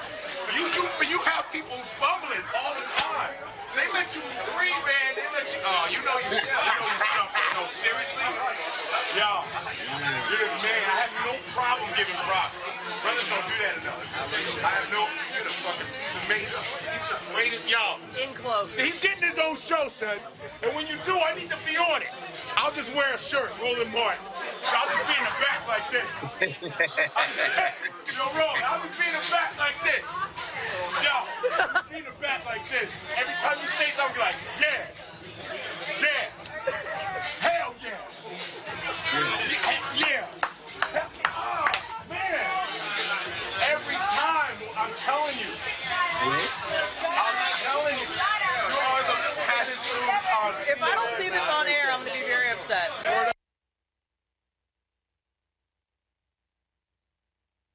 God, like, yeah. Hell yeah. Hello, it's Godfrey. Oh man, that was crazy, Godfrey. Yeah, that was wild. And I'm on your show again. Well, you were on News One. Hold on one second. Hold on. All right. So, all right, I'm trying to do something right here. All right. Sharp is on. Yo, Shannon, you there? Right, I'm trying to do something right here. Shannon, you there? I'm here, Ro. What's up? Yo, okay, first of all, you there? Hold up, y'all. I'm getting show feedback from somewhere. Shannon, you there? So Shannon, Shannon, do me a favor. Shannon, turn off the video to my show. Turn the video off to my show so I can talk to you, because otherwise I'm getting feedback. Shannon, do me a favor. So what you want me to do? I want you to close the YouTube app. Turn the video off to my show so I can talk to you, because otherwise I'm getting feedback. YouTube down. I'm just on my phone. Okay. Okay, y'all got to figure out what the feedback is. All right, so Shannon, comedian Godfrey is on here. Dude, he just did a killer impersonation of you. He said, I ain't never met Shannon, so I said, fine, I'm going to call him. Hey, Ro, you know you one of the few people that can call me and have me on your show while dude make fun of me. Hey, Shannon, he's lying. I never made fun of you. All right, so since Shannon is on, Godfrey, I need you to do Shannon Sharp to Shannon Sharp. Man, I'm not getting my ass whooped. Godfrey, me and Shannon friends. Ain't nothing gonna happen to you. He's your friend. Godfrey, come on, man. I got him on the doggone phone. Hey, can you hear me, Shannon? I hear you, bro. Go ahead, Godfrey. You don't know who I am, Shannon. I'm Godfrey. That's my name. I'm a comedian. I know of you. I don't know you personally, but I know of your work. All right, Godfrey. Godfrey, it's time for you to do Shannon Sharp to Shannon Sharp. I saw Shannon lifting 225 pounds and warming up. I'm afraid. Don't worry about it. I'll take care of it. Come on, Godfrey, stop being scared. Okay, all I said, Shannon, was, Skip, now you know I've been around a long time, Skip. That's pretty good, huh? No, keep going. Stop. Come on, that was it, No, Shannon. I need That's you to. all I had. No, you didn't. Godfrey, I'm Yes, gonna cuss your ass out if you don't do this damn bit. Hey, Shannon, how was that so far? No, forget that. I need you to do the full bit you just did. No, I need him to hear more than 3 seconds. Do the full bit you just did so he can take it all in. Go. Skip, people think they can imitate me, Skip. Nobody can imitate Shannon Sharp, Skip, except for Shannon Sharp. He liked it. You know, hey, to be honest with you, many years ago, I didn't like people imitating me. Right. Because I'm like, and I'm like, but then I thought about it. I was like, some of the most famous people ever have been imitated. Right. So I thought I took it as a compliment. Like, okay, I guess I'm making it. I'm moving on up. Precisely. Listen, Shannon, I watch your show all the time. You're the best, man. And we all as comedians, we imitate people who we admire. So you made it. Because we do. You know how many people have done Bill Cosby? Everybody does Bill Cosby. You see, people, I got to tell you, I'm in jail. I'm trying to get out of jail. You understand? People do. I just saw you guys this morning do Whoopi Goldberg and Maya Angelou. Yes, I did Whoopi Goldberg. But Shannon, why didn't you like me? Why didn't you put a like? Like, yo, that was funny. Because he was busy. I know, but he saw it though. See? I did. So I don't know. Somebody might have sent it to me. I'll go back up there. Because man, it was unbelievable. I mean, I like it. I like that. So all right. So Godfrey. Okay, Godfrey. I need you. That was still too short for Shannon. So Godfrey, I need you to do. Godfrey, back your camera. Back up for your camera so we can see your face. Now we're just seeing your damn ear. Okay. I need you to do Shannon Sharp talking to Skip. What you just did about getting paid. So I need more Shannon Sharp so Shannon can take in more of him from you. Come on, man, I got him on the phone. I'm going over my time doing this here. I'm paying my workers overtime. Okay. Skip, no, you don't tell me that he deserves the contract that he deserves, Skip. Come on, Skip. You have to play and you got to earn the money that you get, Skip.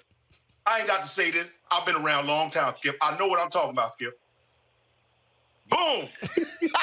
How you like that? You like that, Shannon? I like it, Ro. I like it. I appreciate that. I appreciate you getting me on the phone and let me hear my man up close and personal. All right, Shannon Sharp, always good, y'all. Check him out. Fox Sports 1, Undisputed, every day. Skip Bayless, Shannon Sharp. Thanks, my brother. That's the best sports show, man. I watch be good, bro. Have a good one. All right. Shannon Sharp, thanks a lot. See, Godfrey, that's how I roll. Shannon's gonna kill me, dude. Shannon ain't gonna kill. I'm telling you, dude, Shannon's a great guy. He see you. First of all, we can't hug anymore, so he gonna hit you with the elbow or something like that. Man, cool. I hope he give me a shout out because he's the man, dude. That's real talk. No, ain't no thing there. Well, look, we got to go. Give everybody your Cash App. Y'all, he at home. You can see he need a haircut. So give everybody your Cash App. What he got the Gumby down. Got it down. Every little breath I take, every little step I take. Okay, Bobby Brown. My Cash App is Godfrey Comedian. Is Cash App Godfrey Comedian, and Venmo is Godfrey Comedian. All right, man. Always good to have a little fun with you. Thank you so very much. And see, now Shannon gonna start liking your videos. Man, he better start liking them. Say, Shannon, come on, man. Hook me up, brother. Godfrey, I appreciate it, man. Thanks a lot. Yes, sir. All right, everybody, of course, your Periscope, YouTube, Facebook. Hope y'all enjoyed today's show. This is what we do. Every Wednesday, Friday, I'm going to bring comedians onto the show so we can have some laughs, have some fun. I appreciate all of y'all. If y'all on YouTube, y'all can give right there on YouTube. Please support us at Cash App, $RM Unfiltered, paypal.me/R Martin Unfiltered. Next week, we got a phenomenal show. Nafessa Williams, y'all from Black Lightning, is going to be here. She's here Tuesday. Teddy Riley is going to be here Wednesday, whole hour from 7 to 8 on Wednesday. And we also got great tech segments next week, personal finance segments. You name it. Y'all know how we do it. There's no other show that does what we do. That's why you need to support what we do. Okay? We end this Friday. We end every week, of course, showing y'all the names. Now, y'all didn't have it last week. Y'all got the names? Man, y'all better make sure somebody gonna be sitting out here with a cup talking about you got some change, talking under their mask. All right, so we're gonna roll the credits of all the people who are members of our Bring the Funk fan club. I'll see you guys on Monday. Holla!